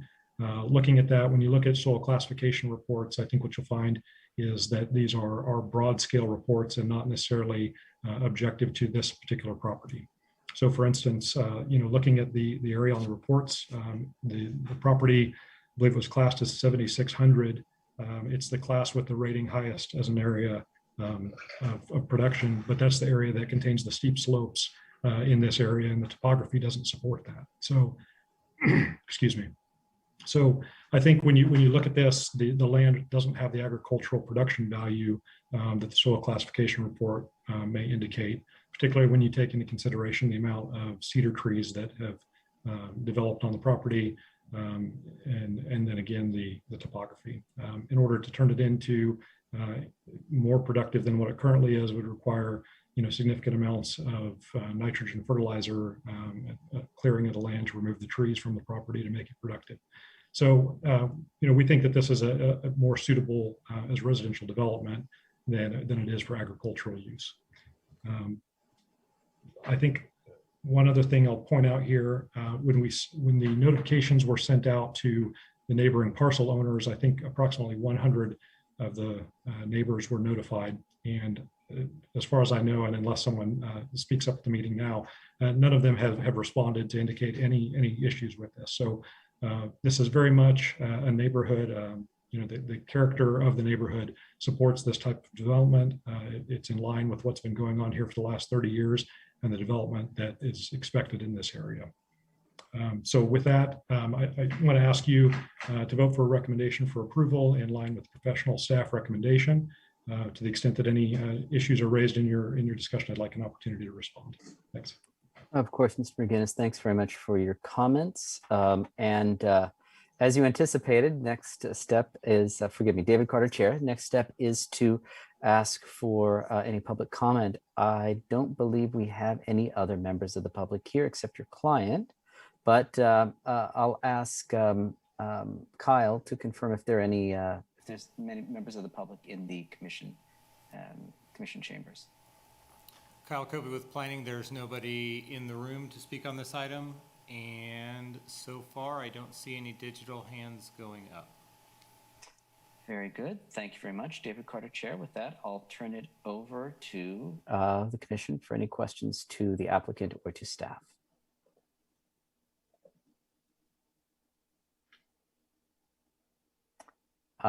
I guess while other folks decide if they have any questions, I'd like to ask Mary about this designation of farmland of statewide importance, which I don't recall encountering before. Maybe I just missed it, but I'm puzzled by the by soils, and maybe Commissioner Willie will step in, but I'm puzzled by the classification of soils that are considered not prime farmland and yet of statewide importance. Can you speak to that at all? Mary Miller, planner. I can give you my understanding of it, and then Commissioner Willie might want to correct me or expound on it. But in our studies, prime farmland is considered like the ultimate best, from what I've heard from NRCS, is that's land that's easily farmed or will have the best yield. And farmland of statewide importance is farmland that may require work. You may have to add amendments, you may have to do terracing. It's not the ultimate, but it's still fine farmland. You just may have to do work for it. And then they have sections that are called not prime farmland, which is land that evidently is just not well suited for farmland at all.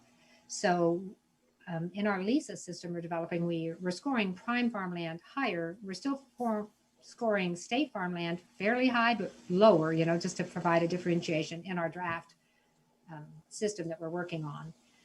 But those are my understandings, and I don't know if Commissioner Willie can add to that. Thank you, Mary. David Carter, Chair. Commissioner Willie, did you want to add to that at all? Karen Willie, Planning Commissioner. No, I think what Mary said is certainly sufficient for our conversation here. Fantastic. And nobody wants to hear me talk more about it than that. Oh, some other time. Forgive me. Mr. McGinnis, did you? Yeah, if I may, yeah, please. Marshall McGinnis for the applicant. I attempted to find some sort of clarification on what this land of statewide importance was as well when I saw it in the report. And despite the definition that Mary's provided here about appropriate state agencies making this designation, I was unable to identify any agencies that actually have stood up and said we're the agency who makes this designation. So as for the criteria that's selected, I think it's a bit unclear as to what it actually means. Very good. Thanks, Mr. McGinnis. David Carter, Chair. Other questions from commissioners?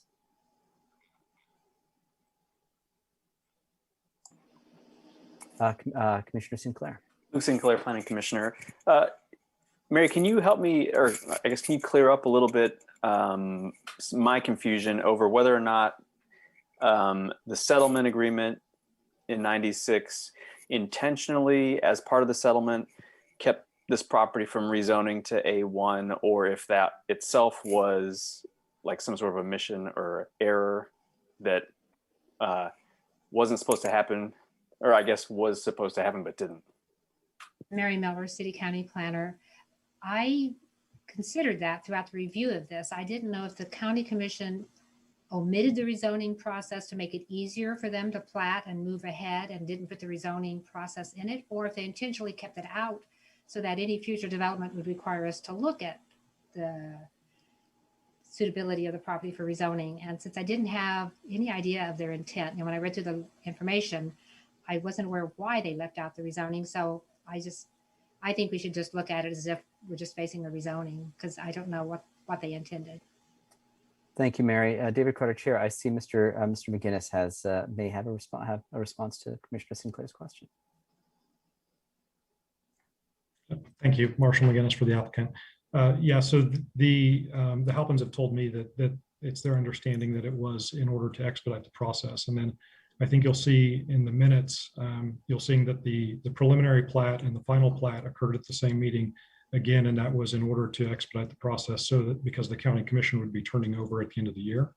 And so to go through a rezoning process, preliminary plat, final plat in the due course would have taken longer, and you would have had new commissioners in place before that was finalized. Thank you, Mr. McGinnis. David Carter, Chair. Commissioner Sinclair, you had a follow-up.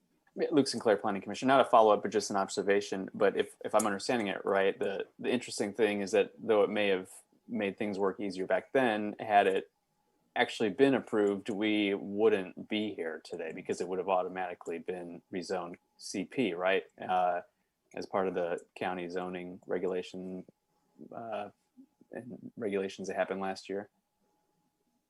Is that right, Mary? Sorry, I'll direct it to someone. Yes, Mary Miller, City County Planner. You're right. Had it been rezoned to A1, it would have automatically converted. So I had first thought it was an error in our zoning map when I saw that it was platted, but still zoned Ag 2 and Ag 1. But after looking in the history, I saw that that was why it didn't convert. Thank you both. David Carter, Chair. Other questions from commissioners? Commissioner Willie. Karen Willie, Planning Commissioner. So there's no question in my mind with the soils and topography also considered that this is, of course, suitable for grazing agriculture, for forage production and such. So the question is this an area that, because it has so much rural development already, that we feel that it is suitable for more rural development, or that we feel that it is not? So I think that's the key question for this. Thank you, Commissioner Willie. David Carter, Chair. I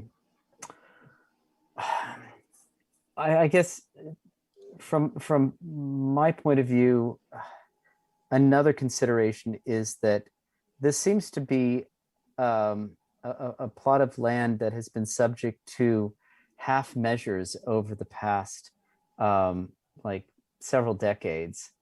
And one thing that seemed to be fairly clearly implied, even though it was incompletely done in 96, was that this eventually may be subdivided for further development. I'm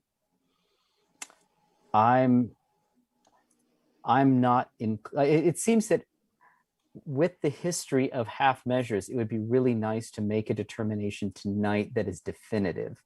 And so I'd be interested in observations from other commissioners. And I think we have 2 Commissioner Struckoffs now. Commissioner Shanklin, please. Oh, you're on mute.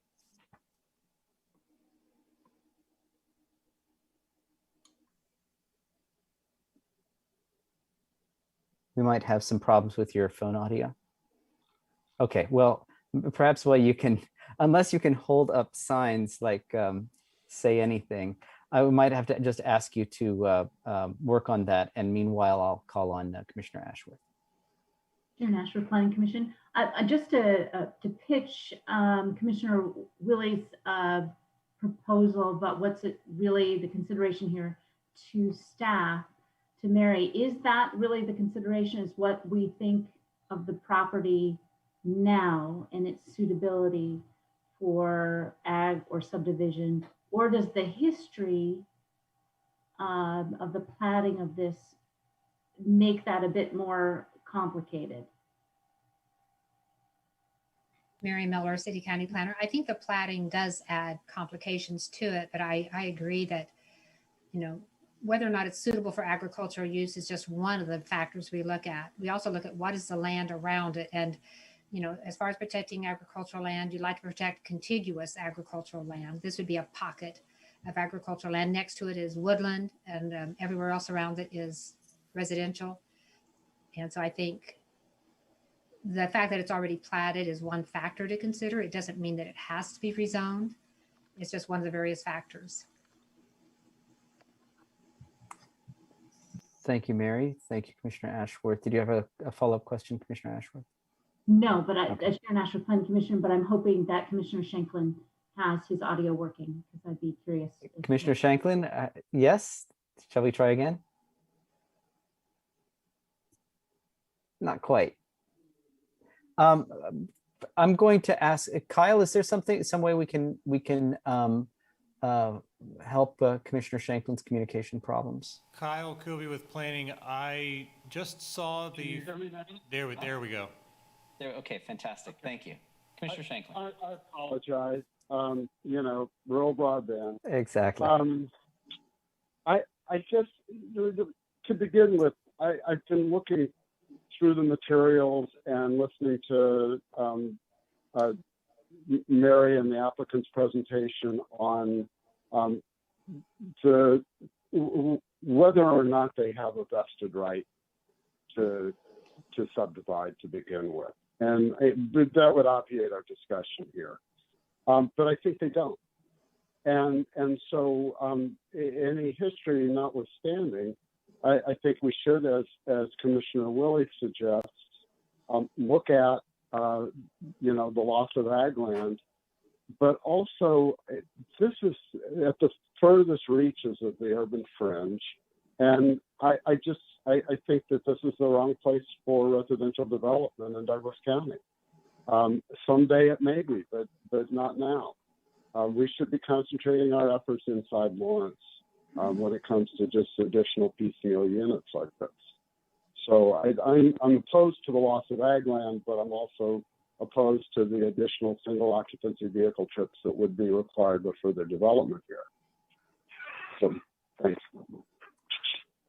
Thank you, Commissioner Shanklin. David Carter, Chair. Any other comments from commissioners? Questions? While other commissioners decide whether to raise an issue, I guess I do want to speak up because I know we've faced several of these situations in the past several months. And I would just like to say, in addition to what I've already mentioned, what I think distinguishes this from some of the other cases. One, the lack of an area plan. In previous cases, we've said that we thought the decision should be deferred because, of course, any kind of development like this is a semi-permanent change to the land use, and that's a given. With area plans under development, we've said that we should wait until it's clearer what the intended use ought to be. In this case, we're not covered by that kind of consideration, and the surrounding land uses are compatible. In this particular case, I am just not inclined to stand in the way of the owners of the property to deal with their land the way they intended and the way it was implied based on the history. So, I mean, I respect Commissioner Shanklin and Commissioner Willie's perspectives on this, but my personal perspective is that it's an implied use, and I'm inclined to support the application, but I'm absolutely willing to hear other points of view. So would anyone, Commissioner Willie, please elaborate? Karen Willie, Planning Commissioner. I'm frankly a little torn. I have not made up my mind yet. I'm still considering, but I would not go down the route of the implied use or implied right, because we have a county full of 5-acre lots that have not yet been developed. And I think that that is a very dangerous road to go down when we look at those.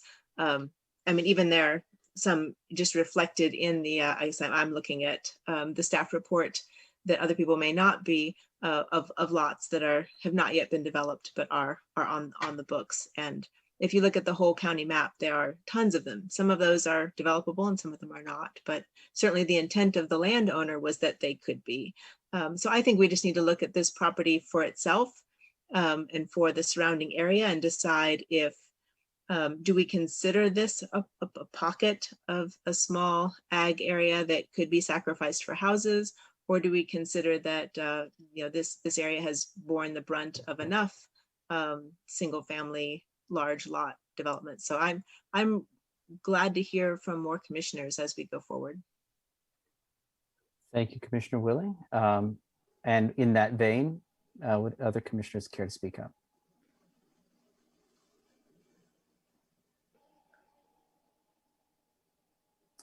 Commissioner Carpenter? Jim Carpenter, Planning Commission. Given the statement that these plats and this agreement came into being sort of rushed before a new commission took their seats, gives me pause. It seems to imply that there was an election, that the current commissioners felt that the next commissioners wouldn't approve this type of project. And some of the other comments that, so if we want to look at it about what was implied, I have problems. If we want to look at it separately and for itself as a land use,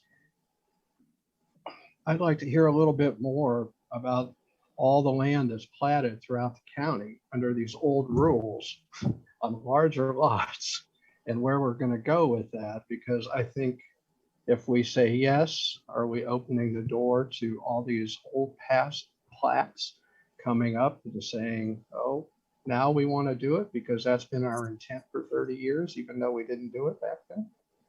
I don't know. I'd like to hear some more opinions about that.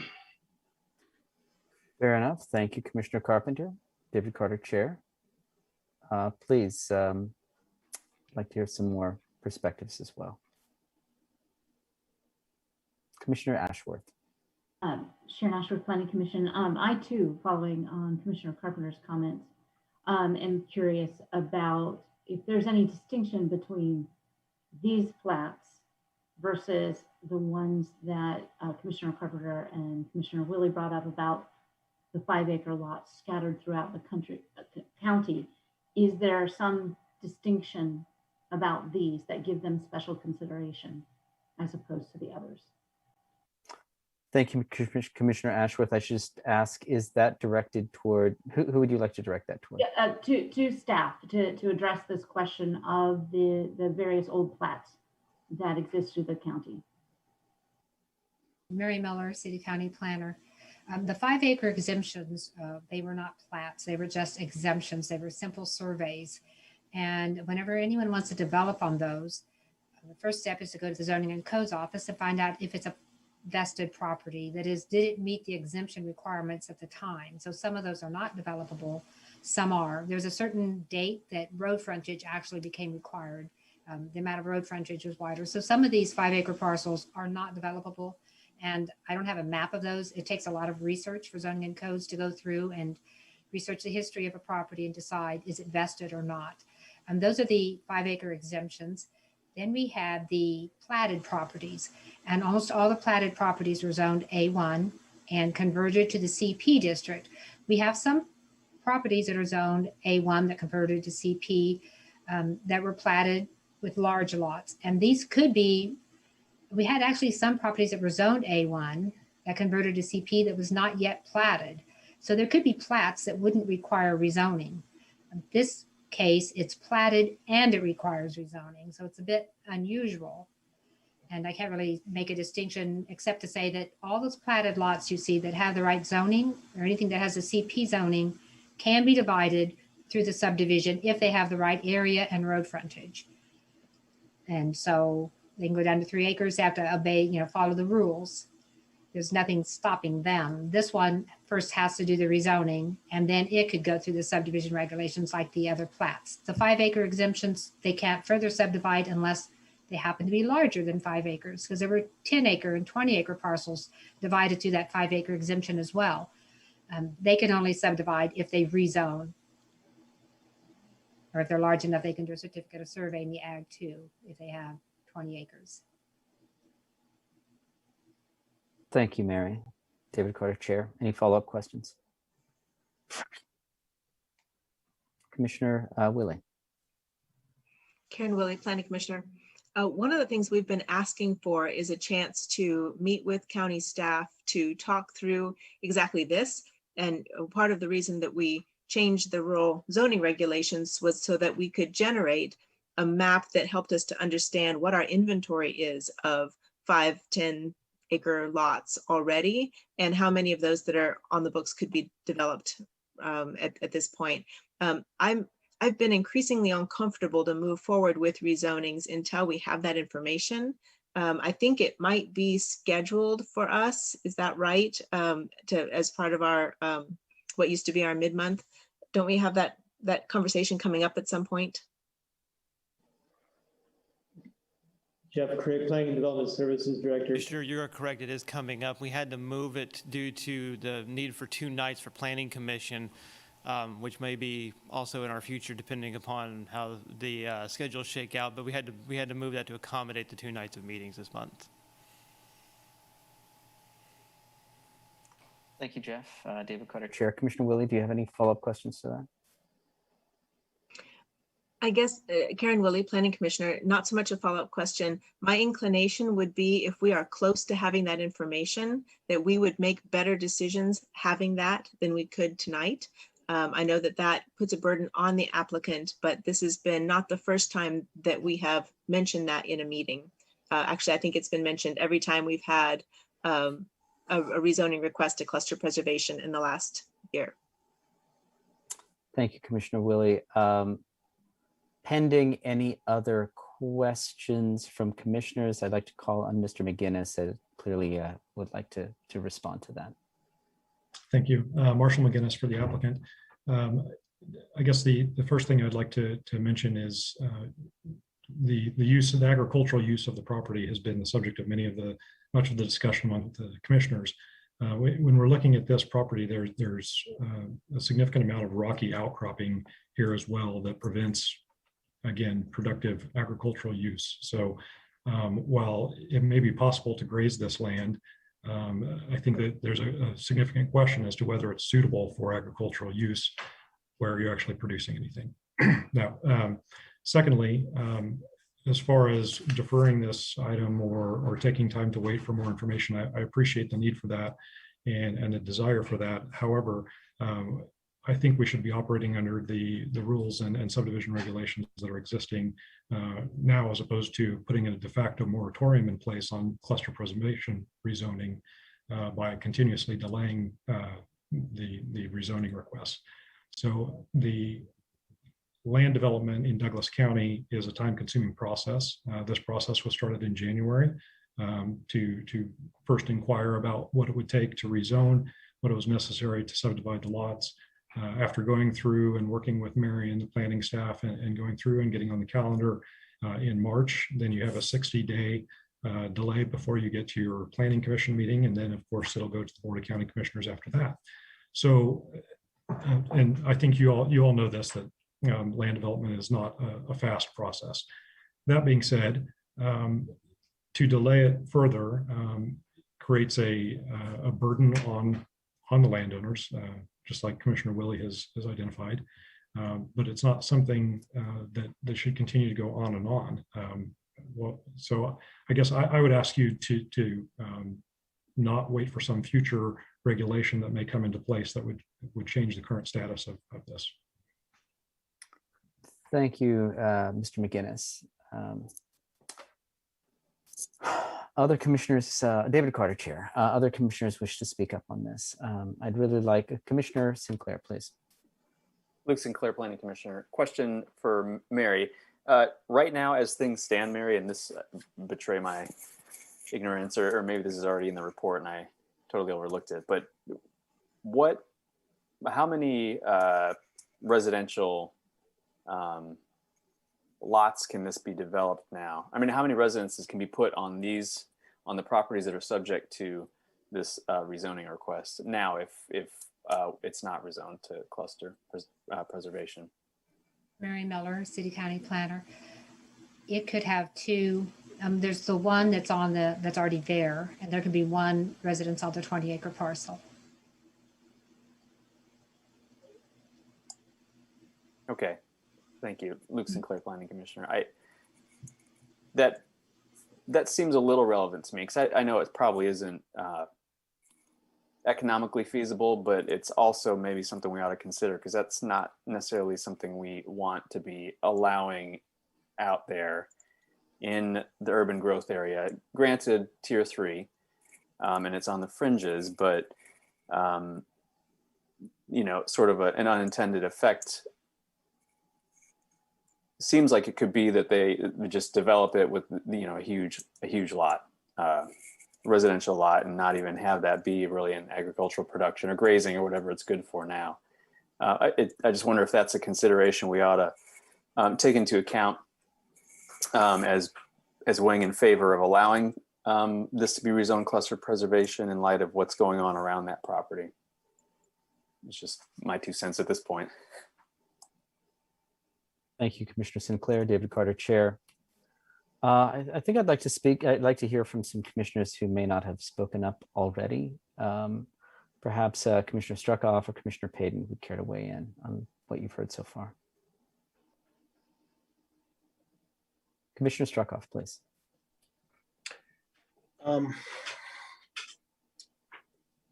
Two things that are weighing for me in favor of approval are the pattern of development that's out there already, and the wish to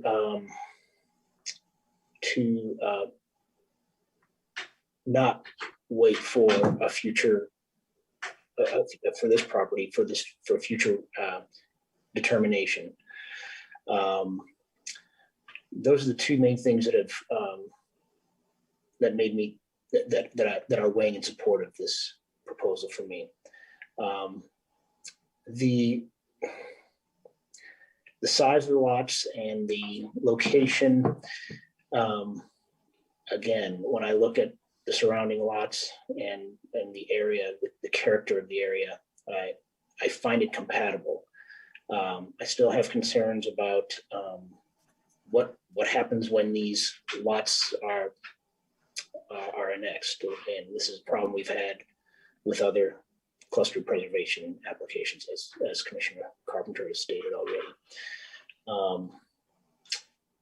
Those are the main two factors main three factors, I guess, that I'm considering, and they balance quite evenly for me. This is a difficult choice. Thank you, Commissioner Struckoff. David Carter, Chair.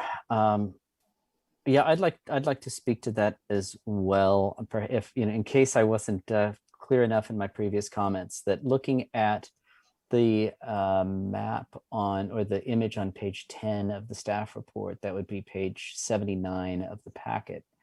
The problematic, what we consider problematic development within the urban growth area will not be affected by our declining this this request. There's already several square miles of low density development within the urban growth area that will be difficult to incorporate when the urbanized part of Lawrence eventually reaches there. And with that in mind, I'm not inclined to deny this request, since I consider it compatible with those surroundings. I think Commissioner Willie's question about the viability or sustainability of this land as agricultural land may still be an open question, although the applicant has, we've already seen the maps that describe the high slope areas, which are implicitly rocky. I think that leaves grazing perhaps as the only viable land use, and perhaps I'll turn back to Commissioner Willie to pass judgment on that. But I think there's a pretty narrow path for land use that does not account for the applicant's intended use. Commissioner Payton, I see you. I think you have your hand up, so please go ahead. I'm kind of conflicted about this, and I see your point when you look at what's out there, and it does match what's around there. But I feel like we had this discussion once before of, how do you get where you're going? And so I see that, but is then, the answer to add more of that, or is that not exactly what we're trying to avoid?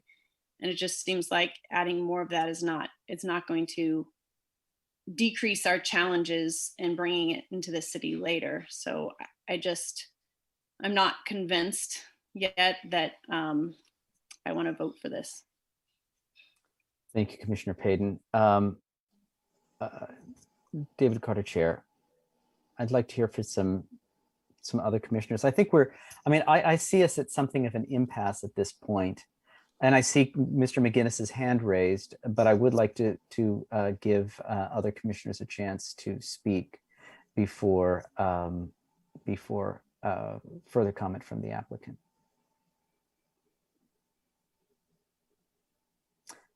With that, Mr. McGinnis, would you care to respond? Yes, thank you. Marshall McGinnis for the applicant. Again, coming back to the agricultural use, the 20 acres has 5 horses on it that are unable to graze enough to be sustained on the 20 acres and are supplemented by grain and additional hay from other property.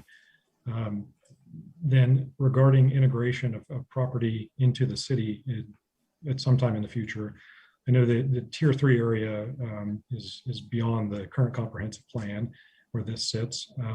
But I think it's important to note that in prior planning meetings where you'd seen pockets of Lawrence where there were large lots that were not well integrated into the city, none of those were larger than an acre. So keep in mind that what you were looking at was 1 acre lots. And here we're talking about 3 to 5 acre lots where there's a much greater opportunity to integrate into the city. With the build out plans that are required and so forth to allow spacing for city blocks and streets, it provides the opportunity to integrate.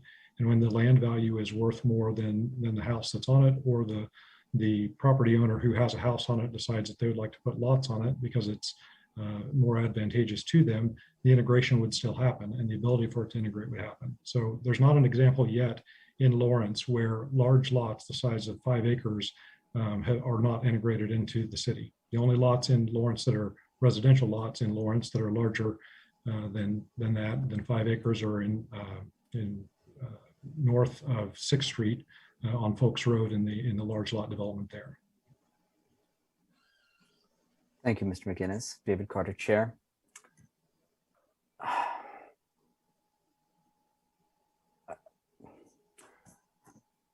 Commissioner Sinclair, please. Lou Sinclair, Planning Commissioner. I guess I have a question I suppose to pose to the other commissioners, and maybe particularly Commissioner Shanklin and Commissioner Willie, a couple other county appointees, specifically as to the agricultural land. This really is one of those ones where you have a pretty tight relationship between 2 competing values, or maybe multiple competing values. But you've got, you've got the plan's desire to preserve agricultural lands and minimize conversion of ag lands. Then you have the desire to sort of accommodate compatible uses and to cluster development.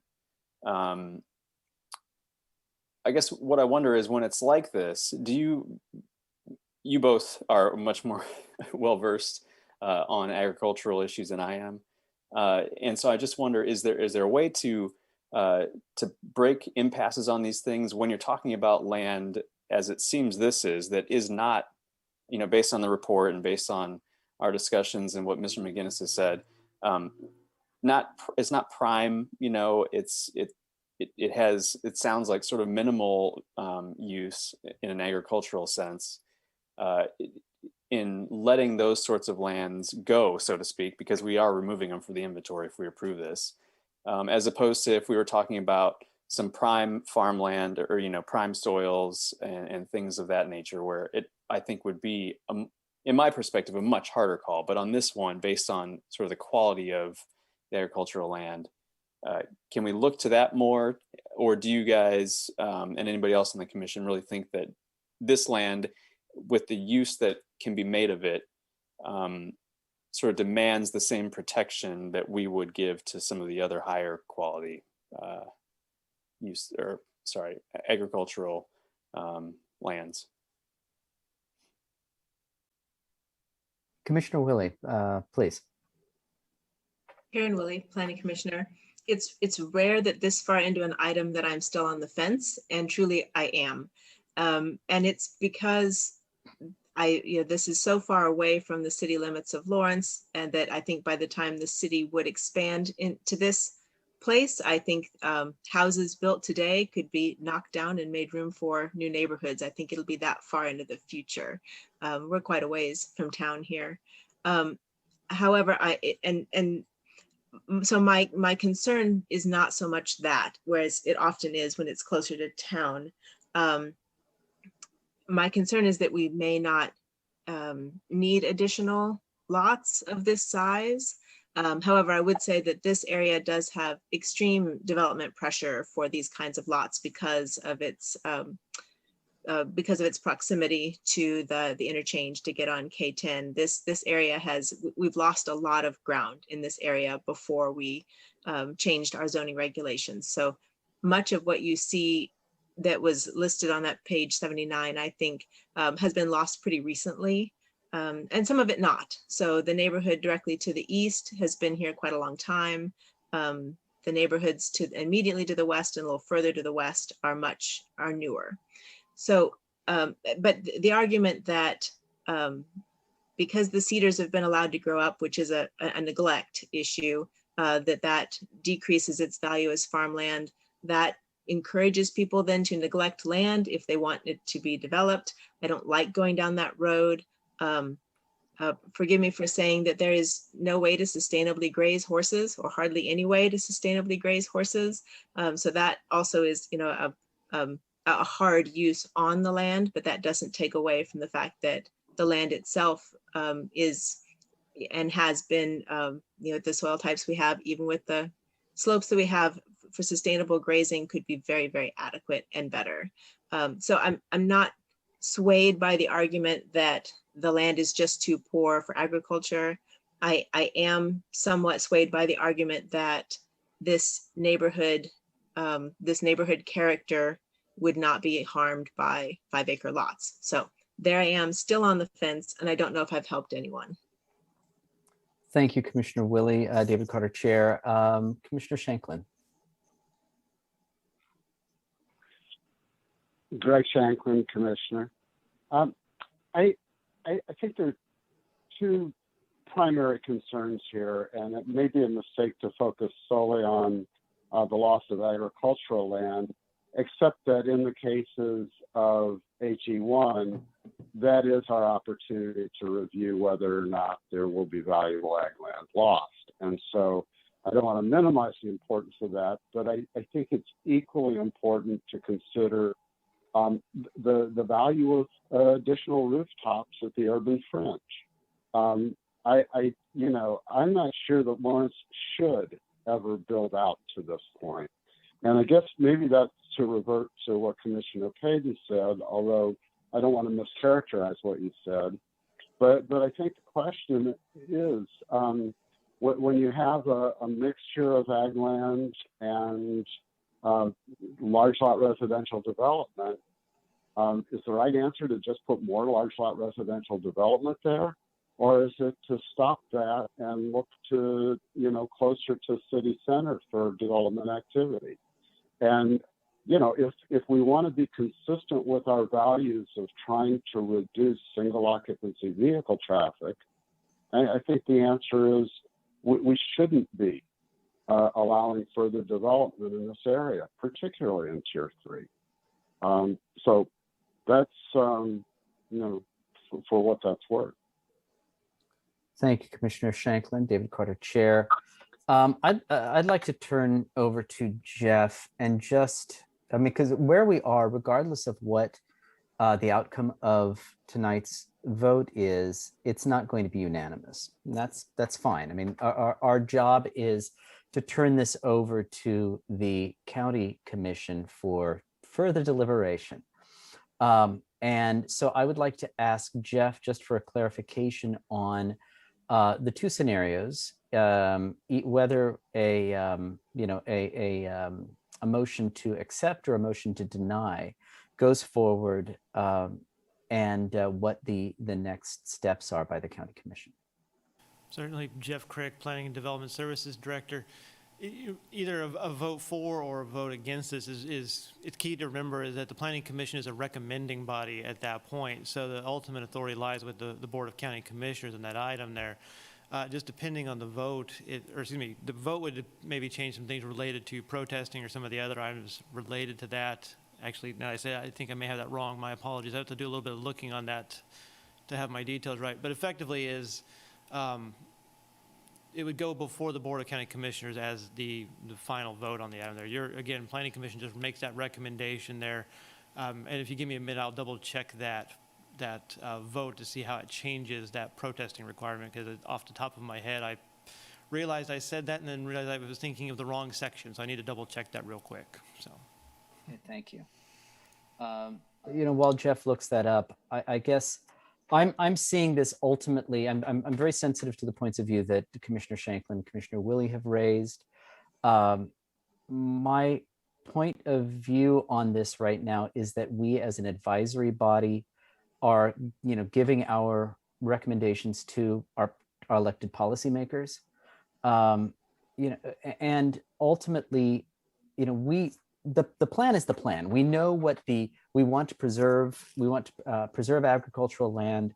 Ultimately, this will get filtered through the development code and public policy. I think the applicant used the expression a de facto moratorium, and possibly that would be an outcome of this action.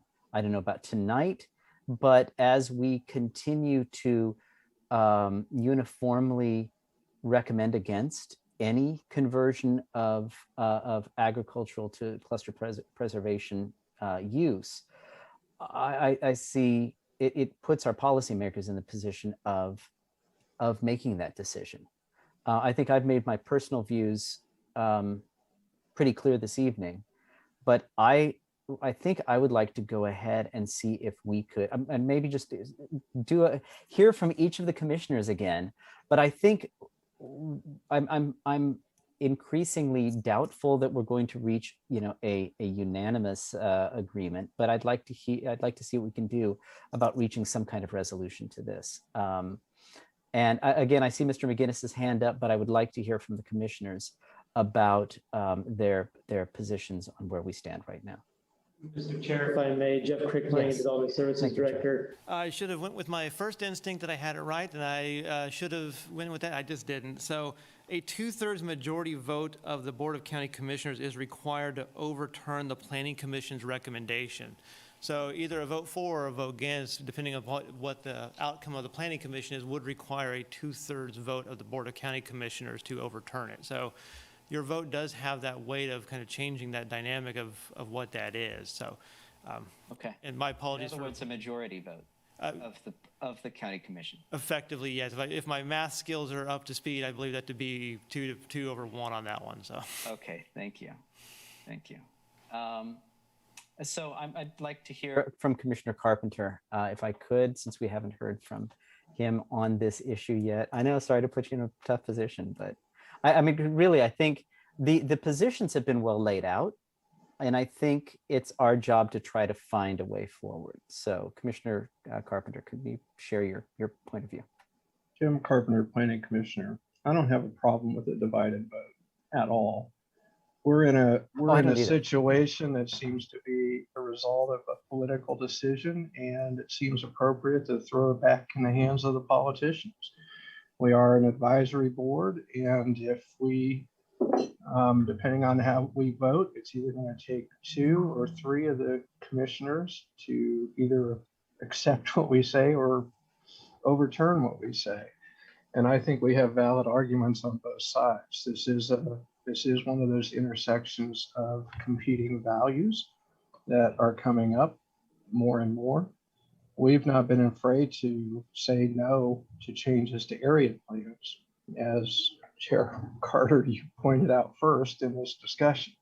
In fact, as we've been pretty consistent on doing that, if we already had an area plan and we wanted to carve out an exception, we're saying no until we get the whole area plan updated. And we are looking at that issue of density and single family housing that's coming up more so in the city than in the rural areas. But we're also seeing that happen in other parts of the county, such as Eudora saying that we're not building subdivisions out in tier 3. That just came to us. And the fact that we also have a text amendment moving through to make changes to the subdivision regulations for the county to bring it more into conformance with Plan 2040. So we're kind of in a flux right now. We've already started the process to review exactly what we're being asked to look at here tonight. And so I think we're going to have a divided vote, and we're going to see where the county commission stands. So I don't have any problem with that whatsoever. Thank you, Commissioner Carpenter. David Carter, Chair. I think you more frankly said what I was implying, so that's a thank you. Commissioner Ashworth, please. Sharon Ashworth, Planning Commission. Here's my fence sitting. Honestly, I'm not that concerned about losing this as agricultural land. That isn't my main concern. I guess I come down more on, is this going to be one house or 4 houses? In terms of the developable part of this property. And given that we are trying to preserve more open space in the county, given what Commissioner Carpenter said, remind us about Eudora and their tier 3 area that they're doing. And we're trying to concentrate development more in the cities. I'm inclined maybe to go with the 1 house versus the 4 houses on this property for open space value as opposed to agricultural value. Thank you, Commissioner Ashworth. David Carter, Chair. Commissioner Struckoff, could I ask you to speak up? I know you stated an opinion previously, but can you tell us where you stand right now? I stand currently in favor of this for the reasons I stated before. Very much on the fence, but I think that I don't think the delay for this application is appropriate. I think the character is in keeping, and I think those override my other concerns about the annexation of these properties in the future, a distant future. And so I am inclined to vote in favor of this. And like Commissioner Carpenter said, I have no problem with a split vote on this. I think that that is itself a message to our elected officials that we are competing. You know, we have each within us competing values, so which make these decisions more difficult as individual commissioners, and result in split votes, which will get the attention of the county commissioners, and I think helps demonstrate the urgency of our upcoming work in terms of both subdivision regulations and area plans, and I think for that reason a split vote is fine, and I am like Commissioner Willie, very much on the fence, but slightly in favor. Thank you, Commissioner Struckoff. David Carter, Chair. Commissioner Payton. This is Commissioner Payton. One of the things they say in the staff report is this property is not within the boundary of any adopted long-range plans. The comprehensive plan is the guiding document for this area. And I look at the long-range or the comprehensive plan, and it's about a lot more than just whether it's great farmland. There's the open space aspect. There's developing more in town. There's the transportation aspect. You know, it's more than just whether we have 5-acre lots. It's also how people are getting around and what our goals are. And so I can say, based on looking at the comprehensive plan and whether I feel like this really is addressing all of those, I'll be voting no. Thank you, Commissioner Payton. I would like to, David Carter, Chair, I would like to, just as a point of order, like to turn back to Jeff and just remind us all what happens with this vote, regardless of a motion. If it fails, are we then essentially obligated to vote on the opposite? In other words, if there is a motion to accept or to approve or to recommend approval of the application, and it fails, do we then need to take a second vote to deny? Jeff Craig. Planning and Development Services Director, in that instance, there would need to be a vote in some manner that would advance the item. So in your example of vote to fail, or let me make sure I categorize that in the same way you did. If the first vote was to fail, then there would need to be a second vote to recommend or advance the item or deny the item, or whatever the opposite of that vote would be. So it would need to be in the opposite of that one. In instances of tie votes, we would usually recommend is just have it go both ways. To just have it go in one direction, then have it go in the opposite direction, just to make sure that there is clarity among the item there, because you are a 10-member body, so you do have the potential of a split vote. And Commissioner, please let me know if I did not make that clear. No, I think you did. Thank you, Chair. Jeff, David Carter, Chair. And I just want to clarify, I believe because Commissioner Sands missed the opening part of this presentation, is he essentially abstaining from this vote? Is that something we need to ask him, or is that based on the previous agreement? Is he basically exempt from this vote, so we are an 8-member body at this point?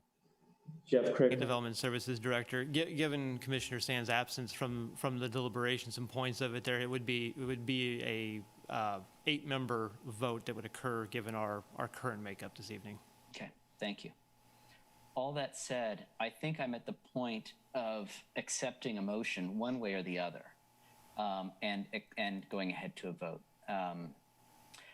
One more time, I'm going to call on Mr. McGinnis. I know you patiently raised your hand before and I overlooked you.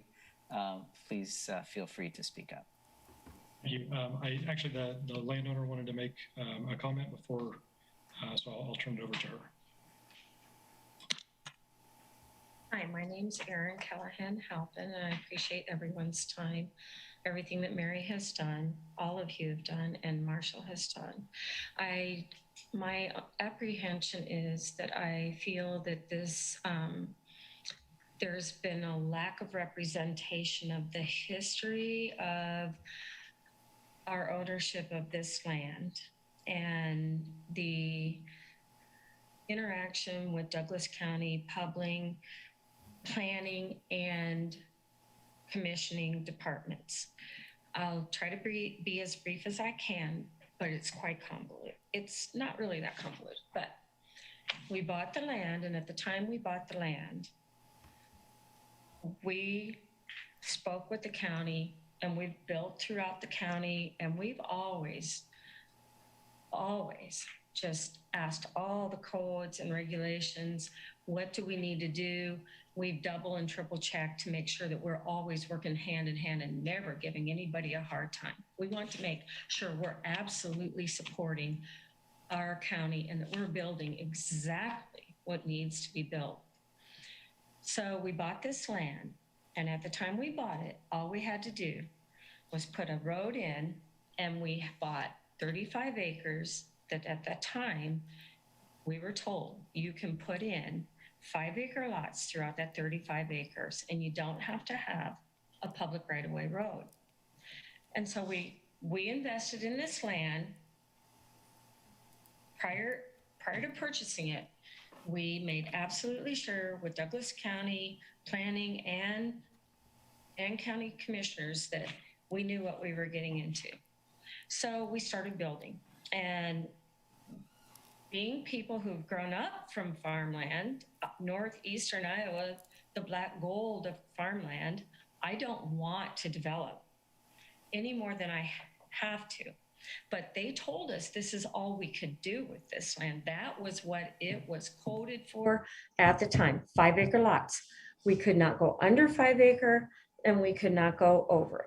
So we have been caught in this trap of vacillation back and forth by the consistent turnover of county commissioners and planning commissioners and city commissioners.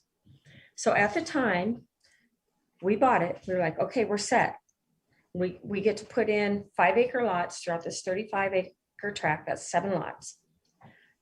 We build one project at a time, and then we would go out and do other building projects instead of just developing this.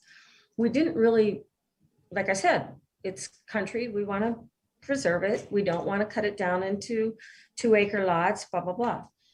So we did 5-acre lots. On the first 3-acre lots that we have here, we were told when the 2020 plan came in, was coming, and we were told, this is what's going to happen to your land. We have just adopted your back line to be the back line of the annexation line for Lawrence annexation. You are going to be annexed by 2020, and this is, you are within the urban growth zone. You are within the Lawrence annexation line. So this is what's going to happen. So plan for what this land use is going to be out here. And we said, okay, we get it.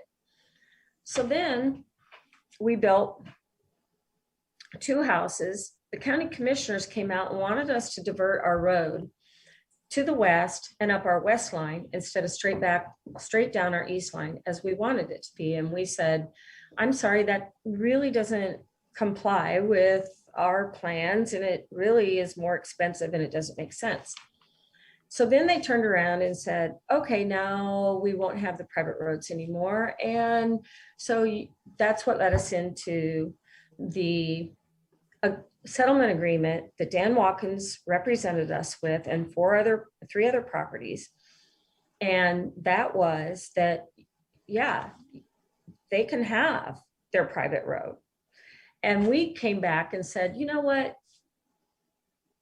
We understand that you don't want 7 properties on just a private road.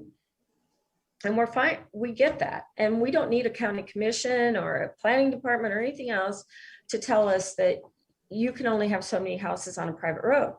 So we said, all we're asking is we're more than happy to be amenable and compatible and work with our county.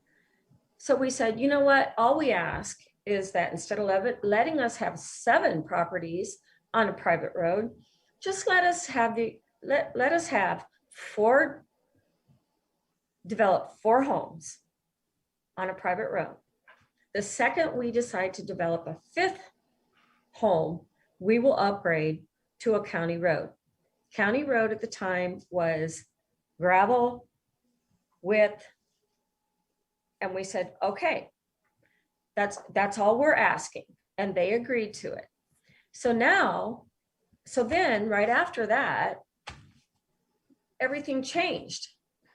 My back line has 3-acre properties right behind me, a private road that houses, or I guess you call it several private roads that house how many homes?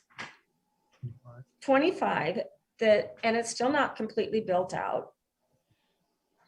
So, and we have the front 15 that we could have built 2 more properties off of. So we lost a minimum of $200,000 just by losing the lots. And we're self-builders. So we didn't lose $200,000, we lost $500,000. And we've never said a word about it, and we've never complained.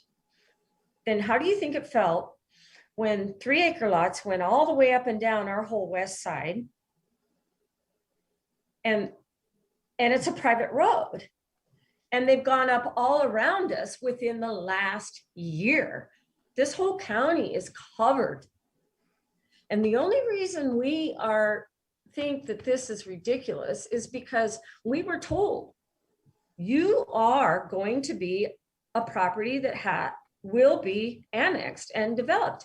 And we said, okay, we get it. And we're always going, and we were agreed for 4 more 5-acre lots behind us. The second fact is that I don't feel like anyone is listening to us when we speak about the use of this land. We've lived here for 25 years. We've owned the land since 93. When we bought this property from the original family, I believe they homesteaded, I'm not sure. But he was a multi-generation farmer that had always owned this land. And his family also owns the land to the east of us that's all treed in. The name is Howard. Mr. Howard, when we were standing here talking about the land and buying it, I said to him, so because I'm from Iowa, farming people all my life, both sides.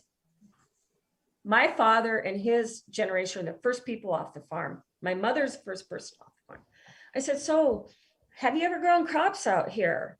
Have you, how did you farm it? Did you grow corn? Did you grow beans? Did you grow soybeans? What did you grow? And he goes, oh my God. He goes, this is all glacial till. We're on the top of an outcrop and it's all glacial hill. And if any of you would like to come out here and walk this land, I welcome you, because we still have every year more and more and more come up, and they're huge. It's glacial till. It's clay. There's no dirt. It is all washed down to the front lot where they do have what washed off this hill. And my neighbor, who we sold our first house to, has said, yeah, I have some pretty decent soil here, because of course it's all rolled down the hill. We cannot support the 5 horses that we have on this land. And it's not because the cedars grew up predominantly. It's because the soil is so poor that it will not grow grasses that will support livestock. On ground, you should be able to support at least 3 cows per 5 acres. We cannot support 5 horses on 25 acres. And we will mow our fescue. 2/3 of this 5-acre lots is the only thing that still produces any grass. And it's not because of neglect. It's because it's non-sustainable. It is not sustainable for farming in any way, shape, or form. And I understand how someone might not understand that, because as soon as you go to our back line, the hill drops completely down into a big valley of decent hay ground.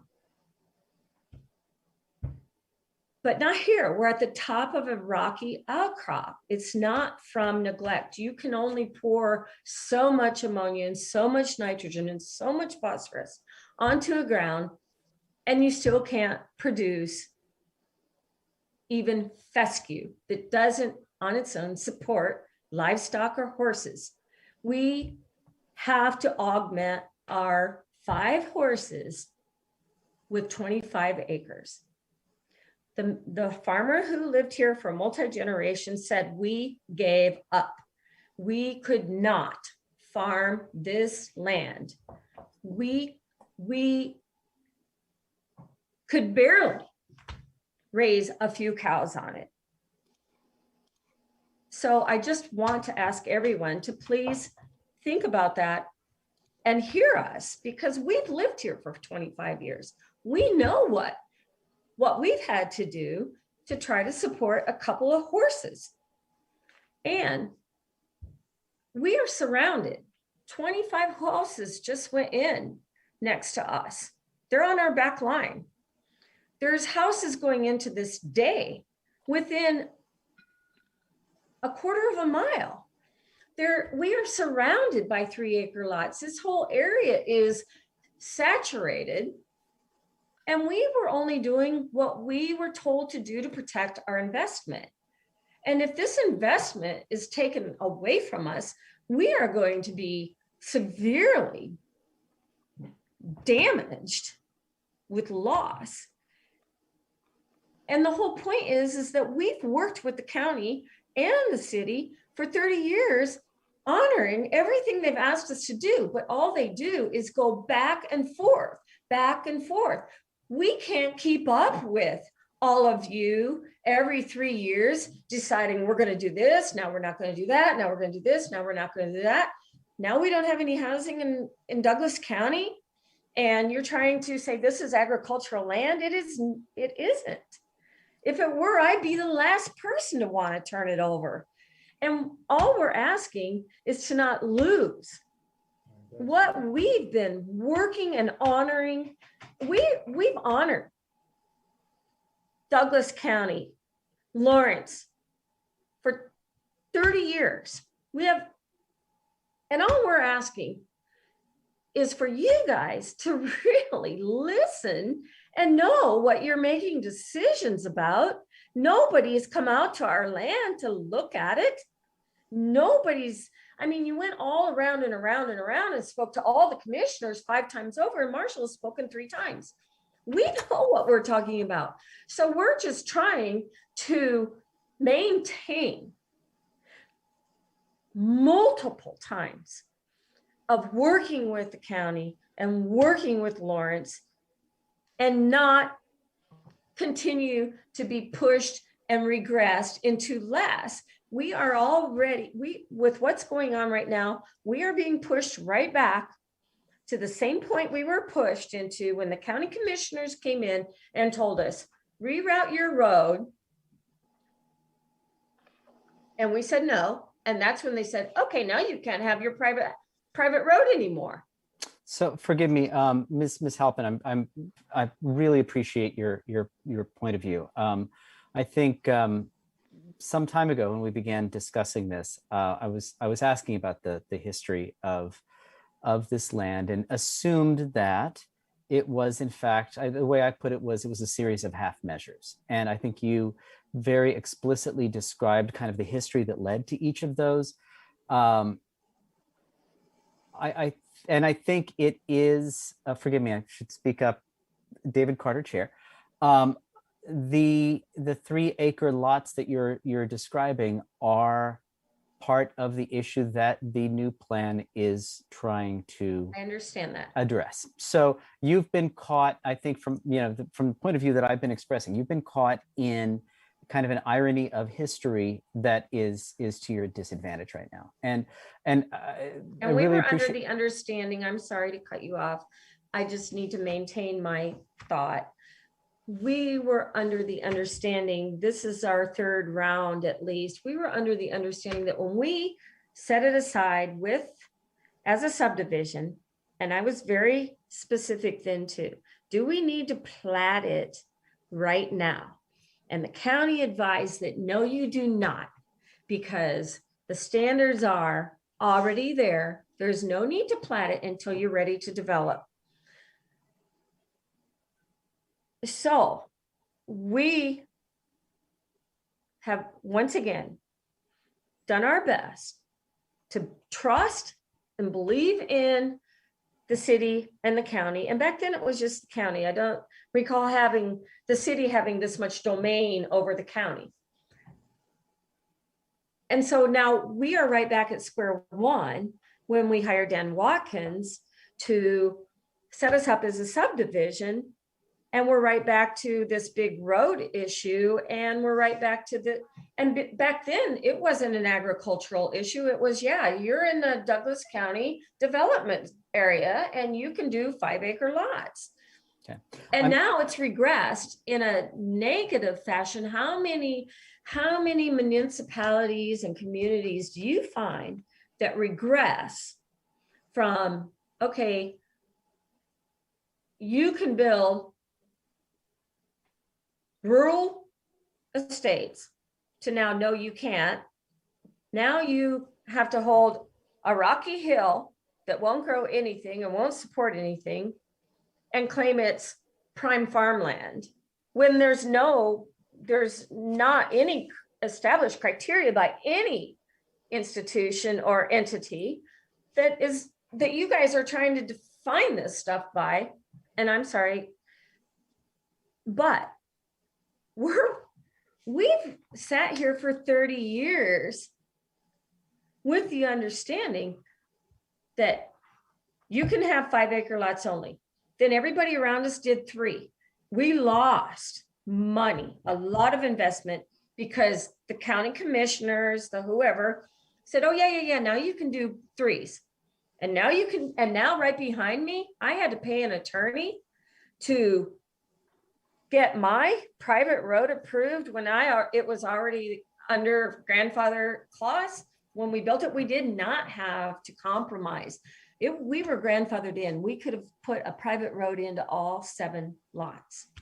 And we And were forgive just me, like Miss- reasonable and trustworthy and good, conscious citizens. And now, what do you think it feels like?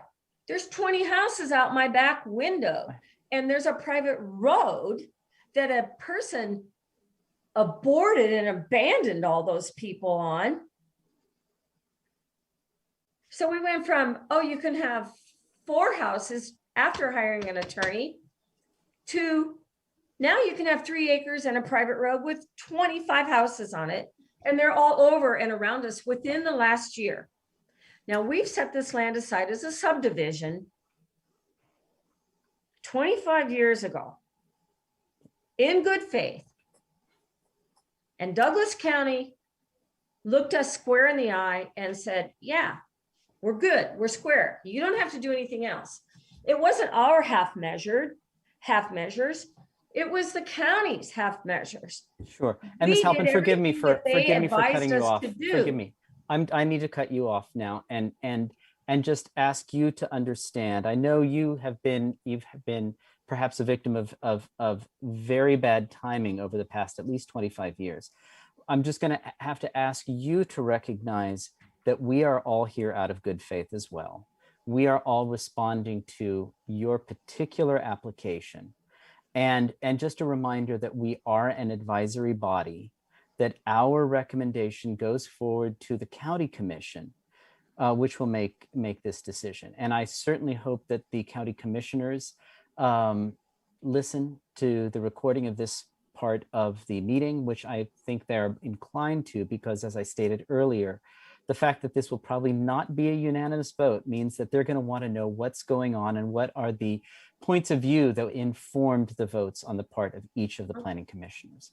So and with that, I'm just going to have to ask you, I think you've made your point of view very clear. And again, I think we are all as human beings sensitive to the position that you're in.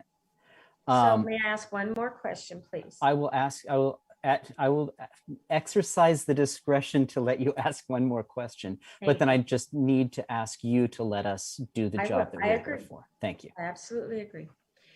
So after hearing what I've had to say, is it not appropriate per procedure to hear from the commissioners again? Does the additional information that they've heard have any validity to them feeling like their decision is further educated or just whatever? Thank you. Thank you.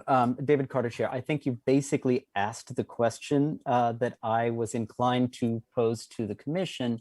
And that is, as I was saying before, Ms. Halpin's testimony, I guess I'll call it, we are at a position where, in order to make any progress, one way or another, to just get some sort of recommendation to the county commission so that they can actually exercise their obligation,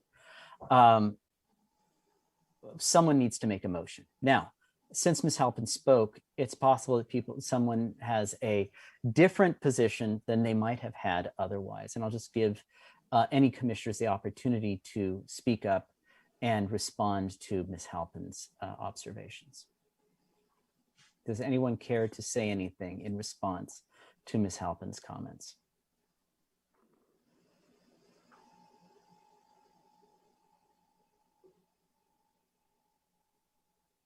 I think we've all, yes, Commissioner Struckoff, please. I am still slightly in favor of the proposal as I was before. Thank you, Ms. Halpin, for your comments. I am very sensitive to your position, and I find it very unfortunate that you've arrived here. My position on the application is the same. Thank you, Commissioner Struckoff. David Carter, Chair. Each person will vote based on the accumulation of information that they've received, both from the report, from Mary's presentation, from Mr. McGinnis's comments, from Ms. Halpin's comments. I think I am at a position where I would accept a motion one way or another to make some progress here. And Commissioner Struckoff, I might, if you're so inclined, I might accept a motion from you. Commissioner Eric Struckoff. Yes, please. One moment.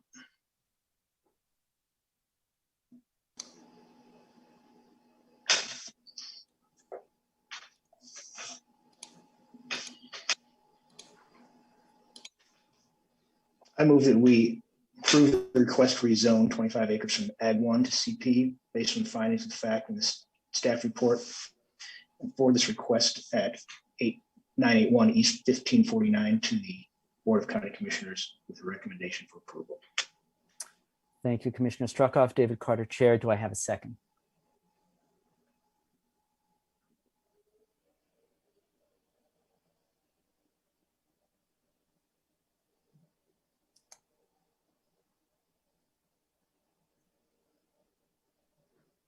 As a point of order, I assume I want to check with Jeff.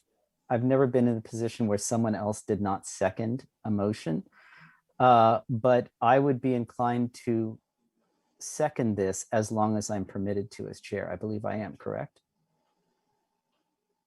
Jeff Crick, Planning and Development Services Director, you are correct. Okay, I would like to second Commissioner Struckoff's motion and invite further discussion before we call the roll.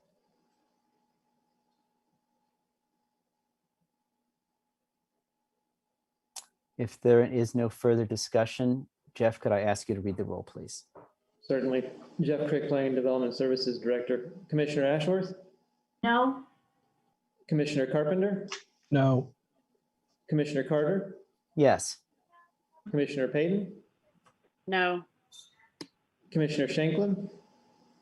No. Commissioner Sinclair? No. Commissioner Struckoff? Yes. Commissioner Willie?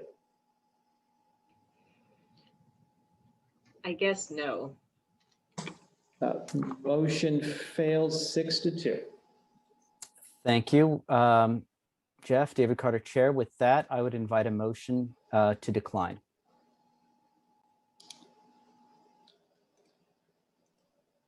Is that right? Or does it matter? Because it's not a tie vote. Is that it? Have we basically Just, or do we need to have a vote to decline? Jeff Crick, Planning and Development Services Director. In the instance, a vote to decline would be prudent in the option. Thank you. David Carter, Chair, I would invite such a motion.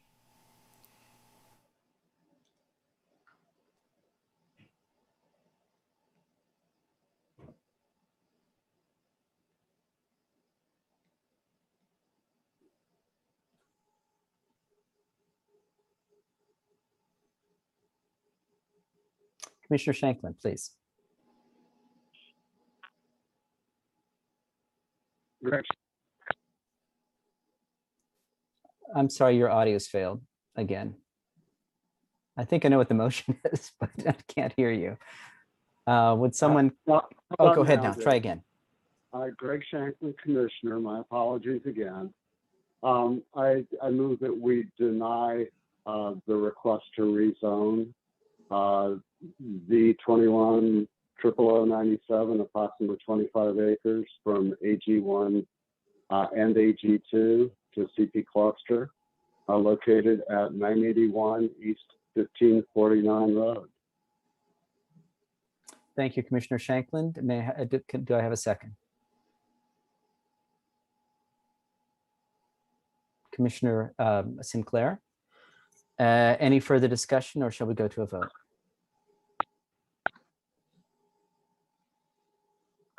Jeff, could I ask you to read the roll, please?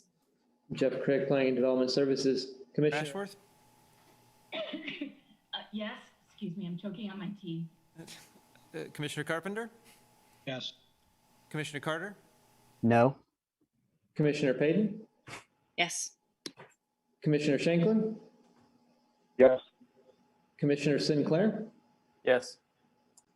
Commissioner Struckoff, No. Commissioner Willie.